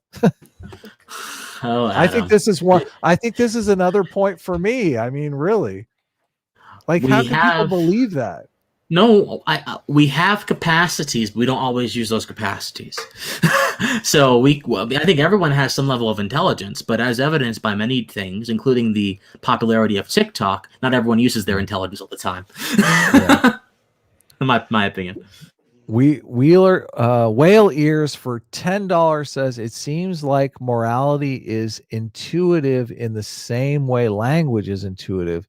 They are learned, reinforced, and practiced to a point where you don't have to think about which rules to follow at a time. Yes, that's 100% correct. We adopt moral systems the same way we adopt languages. Those moral systems evolve in the same way languages evolve. There's so much similarity between languages and moral systems. Yeah. I'm super fascinated. Whenever I talk to Christians, they get really triggered when I talk about moral systems or ethical packages or ethical systems. Well, they're like, why are you talking about it this way? Well, I'm a Christian and I'm not offended. I mean, Okay. I find that very interesting. Now, look, I'm apprehensive, as I mentioned before, but I'm withholding judgment until I can actually read into Haidt's work and see what's going on. Because as a philosophy student, I'm told that I have to look at the information in front of me and then go from there, not hear the information and then make an assumption. So that's my philosophy training coming in. Yeah, you're much better at the philosophy than me. I've gained a respect for philosophy as I've done YouTube because it really is important. But I mean, if your first taste of philosophy is like postmodernism, you're gonna think, okay, philosophy's a bunch of fucking bullshit. Oh yeah, yeah, exactly. Oh yeah. And I think our two opponents in that debate last night, like Sam and Aaron, they're both philosophy people. I know, it was great. Aaron's a teacher for 13 years, and I'm like, you're both philosophy people, and this is how you make your arguments? Like you just skip out on logic? If they were empiricists. You should have asked them immediately if they were empiricists. I should, because that would have established the whole like scientific method immediately. Well, Sam's not an empiricist. And I don't want to get too much into jargon. He's a Kantian. If you're familiar, he's a Kantian. Yeah. Yes, he's a Kantian. I was going to ask you, do you believe in objective morality? Yes, 100%. Okay. Yes. So absolutely. I have a problem with the definition of objective morality because I believe in an objective morality that's not universal, which when most people talk about objective morality, they really mean universal morality. But if you think of objective in a scientific way, there are plenty of objective facts that aren't universal, right? There's like the constituents of the atmosphere change over time. If you measure them at any given time, that's going to be an objective fact, but it's not going to be a universal fact by any stretch of the imagination. Yeah, but there are some scientific facts that are individual and they have their own genre and existence, but they reflect a first principle. And actually, there was this guy on Twitter making this who was asking me about this today. He was like, okay, well, there are certain atomic movements that can only be explained that can be explained this way and that way, and he explained a lot of different natural processes, and I'm like, okay, all those things which are objective seem very distinct and different, and in a sense they are, but they are underlied by a single principle, and that is of harmony. The natural world harmonizes with itself. This is why ecosystems exist. This is why the tides go a certain way. It harmonizes with itself, and that is the universal feature. So I wouldn't look at those scientific facts as themselves having to be universal.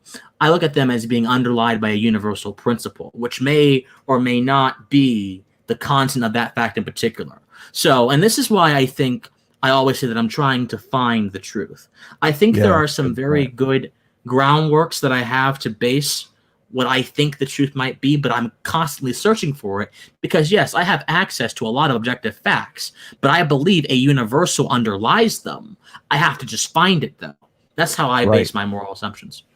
So the universal principle that I'm considering is that definition of morality, that morality is a set of rules that binds individuals into a cooperative community. So the underlying like universal principle is that a moral system is literally designed to bind people together. Like the philosophy of liberalism or the philosophy of conservatism binds people into these political parties. That's what's binding them together. I think moral philosophies have an effect of establishing a common ground for people.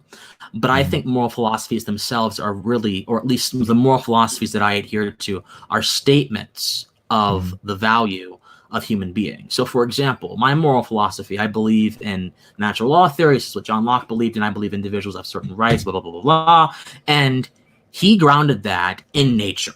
So he's like, regardless of what happens in society, regardless of what happens in any particular cooperative interaction, these things exist always and all time. So long as you live, you have these things to you. Now, a effect of these things, and Locke goes into this in the Second Treatise of Government, an effect of these things is that you would go into civil society understanding that in nature you cannot necessarily act out all of your rights without inhibition. So you go into civil society, you create these bonds, you create this community, and through that, you're able to really actualize your rights. And that's where the cooperative aspect of morality comes in.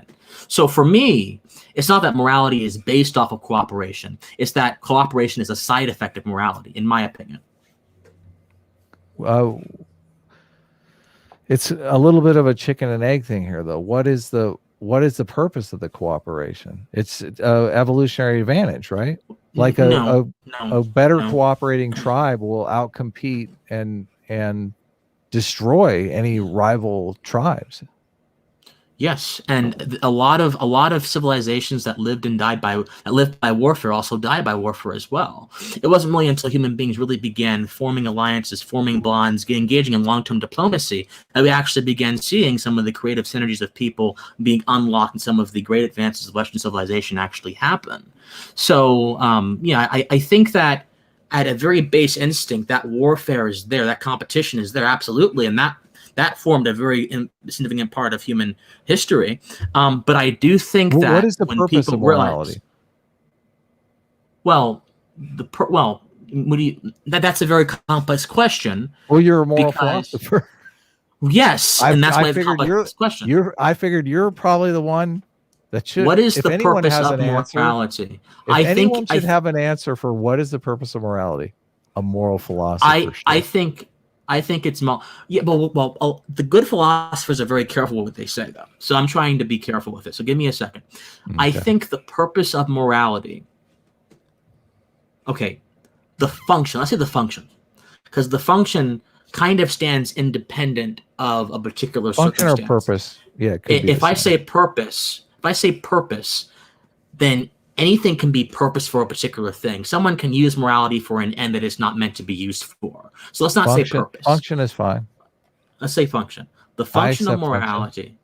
Function. Okay, the function of morality is to give a sort of intelligible basis by which to judge the correctness or incorrectness of human actions, and to also give an insight. And this is particularly my personal view here. So I just went from a widely accepted view to a personal, more natural law theory-based view, to provide insight into the value of the human being by reinforcing protections for it, as found by reason in our nature. Human action is the rules. I believe. I mean, you said the purpose of morality is to define human action. It's the purpose of morality. I mean, I agree with you there, but yes. Behavior. The purpose of morality is that's a set of rules for how to behave. The function of morality right and wrong is behavior, right? We're both. The function of morality is to assess those things, right? But right and wrong behavior. Think that's not where morality begins, though. Mm-hmm. I think morality begins outside of those contexts, and it comes into those contexts through the eventual need. What do you mean? What do you mean? Well, because I think that there's rules for behavior. Moral facts exist independent of me being in a society. What's moral an rules don't moral exist. Fact? A moral fact is that I am a human being that has rights. I have individual rights. That is a moral fact. Now that manifests manifests in nature, actually, because I don't need someone around me to use my right of self-ownership to build something or to create something. Can you give a more specific moral fact? That's a moral fact. I have rights. So, for example, I have the right of self-ownership. Well, nothing makes my point more than you saying you have rights, because your rights are basically my responsibilities, my restrictions. Like if you have the right not to be a slave, I have the restriction of not enslaving you. Yes, and that's how rights come into civil society. But that's about cooperation. Rights themselves it binds individuals into a cooperative community. Adam, rights themselves exist independent of that cooperation, though. So, for example, I have a hammer.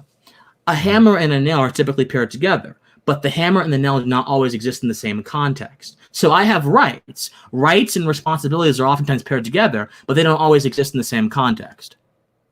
How does it? What? Okay. Do you have to be around? What is a moral fact that is outside of a community setting? The fact that you own yourself, self-ownership. That is outside of any community setting. It is a moral, natural fact. Now, can you give another one? Because I already explained to you how that is. Okay, a moral fact how is that okay. is like. Listen, okay. How is that outside of any moral setting if it doesn't put restrictions on other people against enslaving you? Because it's a moral fact. No, hold on. So again, a hammer it's not and a moral nail, fact as soon as somebody comes along and enslaves you. It's not a moral fact. Because there are plenty of moral communities where outsiders, you're morally justified in killing or enslaving outsiders. That is a rule of the moral community. So there are plenty of moral communities that disobey this rule. The evidence of people deferring from a rule does not necessarily mean the rule itself is incorrect. It may mean the rule is not being adhered to, but it doesn't mean the rule itself is incorrect. But the rule is on other people. That's the point that I'm making. I'm not saying it's correct or incorrect. I'm saying that the rule that you're setting up is a prohibition on other people. That is an effect of morality, but that's not the source of morality, though. I think the problem is you believe morality comes from interpersonal community rules. I believe morality has a source outside of interpersonal community rules, but the effect of morality is to indeed impose some kind of interpersonal rule, whether it's between two individuals or between a broader community. So I think that we're disagreeing on the source of morality here. I'm not disagreeing with you on the source, because the source is completely irrelevant. I don't think source so it's the source is relevant for you, the source is irrelevant for my argument. My argument is morality is a set of rules. You're saying the source of that set of rules is A. I'm saying the source of that set of rules is B. We're still talking about a set of rules here. No. Okay. So I think that there's two parts. There's two parts to my understanding of morality. And there's one part to your understanding. Your one part understanding of morality is that it's a set of rules. My two part is that, yes, there's a source for morality, and that source. There's moral facts, and then there's moral rules. Those moral facts stand independent of the application of moral rules. That's the distinction here. Okay. So I'm going to use your definitions on moral facts. Okay. But I don't like what you're saying is a moral fact also puts rules on other individuals. It has that effect, but you've only named most of the time people go to moral facts as like thou shalt not murder, thou shalt not rape.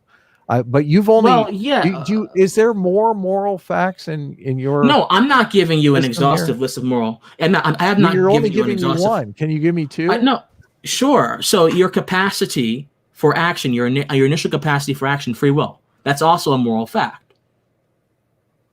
And that stands independent of society. Your capacity for free. Okay. I'll move on to super chats. Okay. Okay. I think we're talking past each other a bit here. Triple J for $4.99 says the frontal lobe reasoning is the most recent region of the brain to evolve. Thus, humans are fundamentally emotional, but are capable of reason. That is exactly a fact. Yeah. Animals operate on instinct. Right. So do humans in many ways. A lot of humans act mostly on instinct. All of our moral intuitions are instincts. Jealousy is an instinct. We know why jealousy exists, though. Triple J for $4.99 says, I think logical fallacies are also an indicator of the irrationality of human nature. We often use faulty reason to validate our existing feelings. That's true. Yeah. When Ben Shapiro says facts don't care about your feelings, the inverse is just as true. Feelings don't care about your facts, which is very the challenge of being human. Yeah, it does. I don't think that human beings are irrational because we don't always live up to our rationality. I think that we are rational, but in the fact that we don't live up to our rationality lets us know that we have the capacity of being rational. That's how I see it. Not everyone does, though. I've met plenty of people that don't even have the capacity to be rational. They don't have the capacity, or you have not seen rational action exhibited through their actions. There's two differences there. I don't know. They did. I watched this talk where the guy, I mean, he was talking about, I can't remember the name of the book. It was McNamara's War or something like that. And they had a program to enlist morons, McNamara's morons, to enlist guys in the army with less than 80 IQ as kind of a jobs program. The whole thing is kind of and there are police departments that will not hire you if you have a certain level of an IQ. Thank God. Oh my God. The one thing that completely stuck with me was this guy who wrote the book actually interacted with some of these people that had below 80 IQ. He could not explain to them that you had to lob the grenade up in the air in order to throw it farther. This was beyond their capability of understanding. They would come out and throw grenades like baseballs and try to throw them faster and faster to get them further. And he's trying to explain to them, no, you lob it up into the air, and they couldn't get it. Can you imagine? You're saying someone like that is capable of reason. Yes. Even if that level of reason is lower than how it should normally be. Yes, I do. Yes, absolutely. I don't know. By virtue of the fact of them being human, they can still reason. They may not be able to reason good. A hammer may not be able to hit the nail all the time. It may be very dull, may be damaged, but it's still its nature is still a hammer. We're still rational human beings, even if we can't do it really good. It seems like doing it, they were being capable of doing it at all. I mean, even incapable of attempting. I don't know. Maybe you're right. I don't know. It just seems. Michael A. for $10 says, while I disagree with just about everything the anti-CRT side said, once Carlin left, I feel like it became a more serious debate, and I feel like I learned something from it. Mockery does nothing. I agree. I like Carlin a lot. And I mean, that kind of stuff is super great for YouTube, but like she complains about Vaush all the time. Is she trying to be like the female Vaush? Maybe so. I don't know. Yeah, no, I love Carlin. I love her. Yeah. No, there are a lot of people who are telling me, Christian, you should be policing her behavior. Christian, you should have stopped her. No, you Christian, shouldn't. Why don't you step dead? I'm like, hold on. Who hired you to be the cop of the debate? I'm like, who died and made me king? I'm like, who died and made me king? Hold on. I'm responsible for my own beliefs and my own actions and no one else's. So that's nonsense. But there were a lot of folks who took issue with the fact that I defended Carlin. I defended her after she left because there were these people who were insulting her, trying to bring up points of attack on her channel after she left. Yeah, I'm like, well, there was someone who said, well, Christian, that looked pretty poor. I'm like, people are saying that looks bad. Look. First of all, friendship for me means a lot. Carlin is a friend. And I think that's funny. And I think being loyal to friends, loyal enough to let them know. Oh my God! Not when they've done wrong, but also loyal. What? Oh my what God. happened? You're just. What happened? So funny. It's so funny. It's funny talking to people who haven't read Height because, like, my whole audience knows Height, and you're making a case for the social intuitionist model. You're basically making an argument for the Loyalty Betrayal Foundation. And that you should be loyal to friends. I agree, but it is a moral foundation. It is a moral intuition. Well, I didn't explain. And it's also a community thing. Hold on. So, I didn't explain the. I didn't. Adam, I didn't explain. No, Adam, I didn't explain the basis for my loyalty to friends. I think that friendship is contractual entirely. Let's hear it. Okay, it's contractual. It's contractual. Totally, yes. And family is too. Based on what? Based on her loyalty to you, right? Well, no, based on our mutual agreement to be friends, and any of us can withdraw that anytime. Mm-hmm. She better not withdraw her friendship from me. No. Oh no! I'll be pissed. Oh no! I love Carlin. I'll be pissed. That happens on YouTube all the time, and it's so disappointing. It's so disappointing. You help someone out, you boost their channel, you talk about them on your show, whatever. 6 months later, they're just blasting you on some live stream. It's like, why? Why?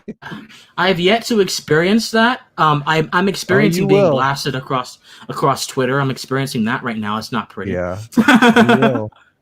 Lord of the Nerds for $2 says, if CRT isn't a commie movement, why no capitalist CRTs? Yeah. Have you read Stephen Hicks' book on explaining postmodernism? Yeah. That book's amazing. I have it. And I've met Stephen Hicks. He knows me. I'm going to have him on my channel very soon. Really? I've met awesome. him. I've had a conversation with him about theology and everything. Very interesting guy, very fascinating guy, very nice man. Yeah, I like him a lot. I think I'm almost caught up. Oh my God. Stop. Just for like a few more super chats, and then if you have to run, you can go ahead and go. After this, I may have to. Okay. Yeah. The DMV Viper for $2 says, descriptively, intuitions precede rationality. That's true. Alan Powell for $2 says, would it be fair to say we all rationalize? Yes, it would. Obviously. I think so. Yeah. Gartham for $5 says, one possible purpose of morality is how it prepares one for death at one's end. Yes, that's true. Emotionally preparing for death is a big part of moral systems. Important. Agreed. Robert Romano for $9.99 says, prudence is the practical choice between possibilities in a circumstantial matter favoring self-interest. Morality assumes only right or just choices should be considered, regardless of other choices. Do you have a comment on that? I mean, it depends on what system of morality you're talking about. You're talking about utilitarianism? Maybe. I mean, for some moral systems, self-interest is the basis. Like for natural law theory, self-interest is the basis. Now, there are things that are outside of our self-interest, but that's really the basis for manifesting morality. So I don't really know. Yeah, moral systems, and this is the thing. Your second part, morality assumes only right or just choices should be considered, regardless of their choice of other choices. Moral systems, the way that they evolved, it's very fascinating because they evolved to create a stylized version of the world that makes decision making very black and white. And the reason why it evolved that way is for the guys out there that don't realize you have to lob their grenade to get it further, because there are some people that are just incapable of understanding things that aren't simply black and white. So, but it's, as Tim Pool always says, it is complicated. So some of these moral systems have black and white solutions that aren't always black and white. Yeah. And the moral philosophers loved. What's going on? Are they getting mad at you, or? No, they're saying I'm gay. Really? Which I am. Oh, okay. I mean, yeah, I don't know why that came up. We're very accepting of gay people here, so I hope you're already out. I hope you're not like coming out. Oh yeah. I've been out since I was 14. It's been a long time. I must have terrible gaydar then, because I had no idea you were gay. So. You don't strike me as gay, but evidently the chat's gay.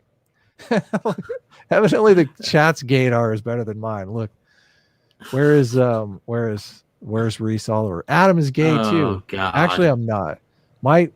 And you don't take this the wrong way, since you've actually said that you're gay.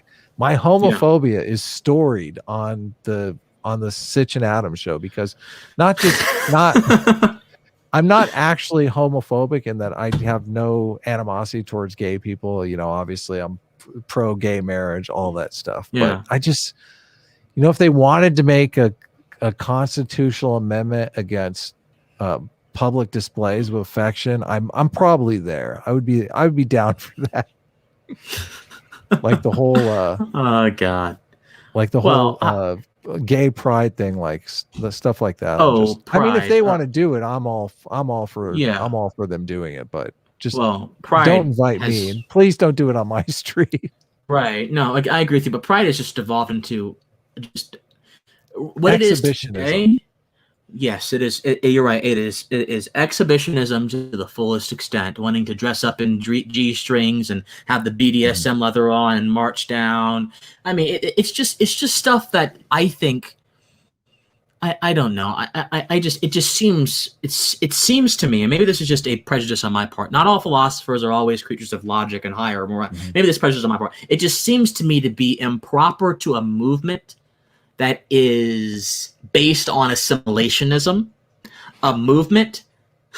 Your audience is something else, man. A movement that is based on the desire to not be considered the other. That kind of stuff. Adam's homophobia only makes me want more. Ooh, God, have mercy. Hey, some guys are into that stuff, man. Some guys are into that stuff, man. I don't know about all that, man. I think they're trying to turn me here. Oh, God. Anyway, I'm sorry I interrupted you. Go ahead. No, yeah. So I just think that this entire pride, I think that pride right now, how it manifests in a lot of parades, is just so unlike a movement that desires to be assimilated to the broader society. Or I shouldn't say the broader society, the broader sense of America. I'll say that. Yeah. Because a lot of people just don't behave in such a exhibitionist manner. A lot of folks are very reserved. Modest. A lot of folks are very modest. Right. And so modesty. I'm not saying you should. Virtue. I'm not saying you should dilute your own interests to cater to others, but I am saying that if you want to say you want to be like others, if you want to make that claim of desiring to be more socially assimilated, then it might be a good idea to perhaps act like others if you want that claim. Now, as for me, as an individualist, I respect people's rights and stuff. I respect their bodies. I respect their habits or whatever if they don't affect me. But I never claim that I want to assimilate to anything. Because right now, the dominant mode of society is caring about what Kim Kardashian did last night. And I'm not going to assimilate to that stuff. I'm going to be Christian Watson. Good for you. I mean, it eludes me, man. I don't get involved in that pride. I'm a very boring gay guy. I'm a very boring. I sit, I read, I watch YouTube, I sip on some hot tea like I was doing this time, and I just enjoy life. I'm a very exciting regular guy. The DMV Viper for $2 says descriptively intuitions. I already read that one. Intuitions precede rationality. Alan Powell for $2 says, would it be fair to say that I'm rereading these. Hold on. Bartham for $5 says, one possible purpose for morality is how it. I'm rereading all of them. Oh my! Where am I? Okay. Derek Drummond for $5. Which came first, the chicken or the chicken sandwich? Well, the chicken. That's an easy one right there. Misty for 10 Canadian says, Christian, your intellectual honesty and disciplined ego hits me like a truck in an endless sea of pettiness. You and your mental precision is awesome. I will find you and I will subscribe to you. Yeah, I will put. I might still have it in my. Oh, I don't know. Thank you, and I appreciate that so much. I didn't know what you meant when they said the truck hits you. I'm like, oh, that sounds painful. But I know exactly. I'm like, oh God, I didn't know how that was. Here, I'm dropping a link to his channel in the description in the chat now, so you guys can subscribe. Oh, thank you. Yeah, check it out. Adam. I appreciate it. You got I watch a lot of your videos, but I got to admit some of them go over my head with the philosophy stuff. So you got to dumb it down for. I understand that you have to lob the grenade in the air, but I'm not that far above that. So no, I have to. People are telling me, Christian, you got to make it more accessible. So I'm working on that actively. I'm working on that because I'm thinking, okay, Christian, if this was me, if I was the layman and I was sitting in there listening to this, would I be able to entirely get everything the way I'm saying it? No. Because I'm saying it in a way that is highly specialized. You kind of have to already know the terms. And so it's my goal to make philosophy as accessible as possible. So I'm working on it. Yeah, do it. The DM Viper for $2 says, a moral fact, do you mean moral axiom? Yes, I mean an axiom. Yes. Okay, that makes more sense to me, yeah. I intentionally eschewed using that word though, because I didn't want to use jargon. Axiom is a jargon that is used in a lot of academic literature. I didn't want to do that. But yes, a moral axiom, yes. Did I miss I can't believe someone did a super chat that is like a guy flipping a bird. It's totally awesome, but Misty, I'm sad that I didn't see it in time to put it up. Damn it. John Smith, hi for $1.99. Hi, Adam. Hi, John.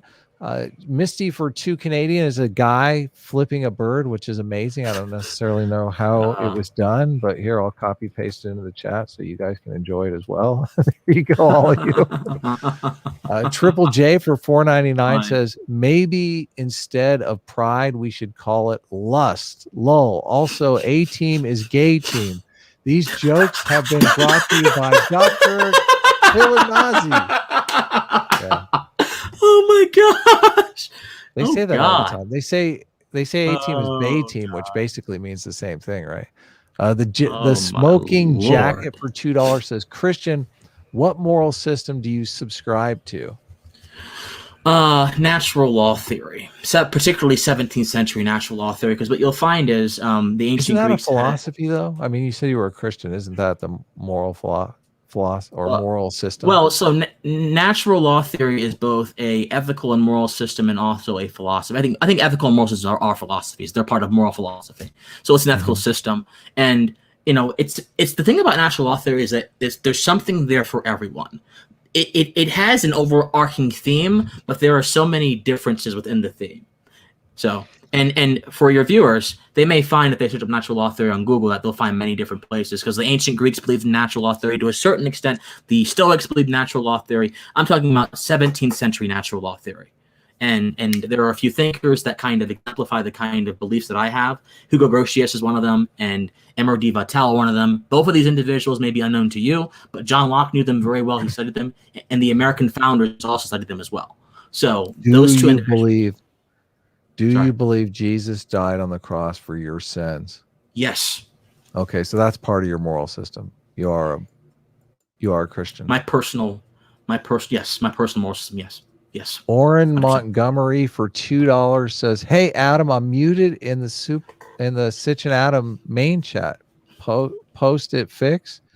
I can't do that. I guess I can ask Sitch about it. I don't know. Why'd you get timed out? Do we have bad mods? Let me know. DM me on Twitter, or if you don't have a Twitter, I'll just take your name and give it to Sitch to look at. So I've reached the end of the super chats. Thank you guys so much. You've been so generous. Do you want to say anything before we take off? This has been a fascinating discussion. We should talk again. Are you still there? Oh yeah, my apologies. I broke up. Are you here? Yeah, I'm here. What's up? So do you have anything? Yeah, sorry, any final thoughts before we go? Well, let me just say, Adam, thank you. You and Sitch. There you go. I got it. You and Sitch are a part of my podcasting diet, and I appreciate you guys a lot. Thank you for having me on the channel. I hope that I can come on this channel again. I would love to. Maybe we can have a discussion about really whatever you'd like to have the discussion about. Thank your audience. I want to debate you about moral systems. It'd be great. We can debate objective morality. Calvin Lutches for $2.99 says Christian is great. I'll sub S-class. How dare you say that?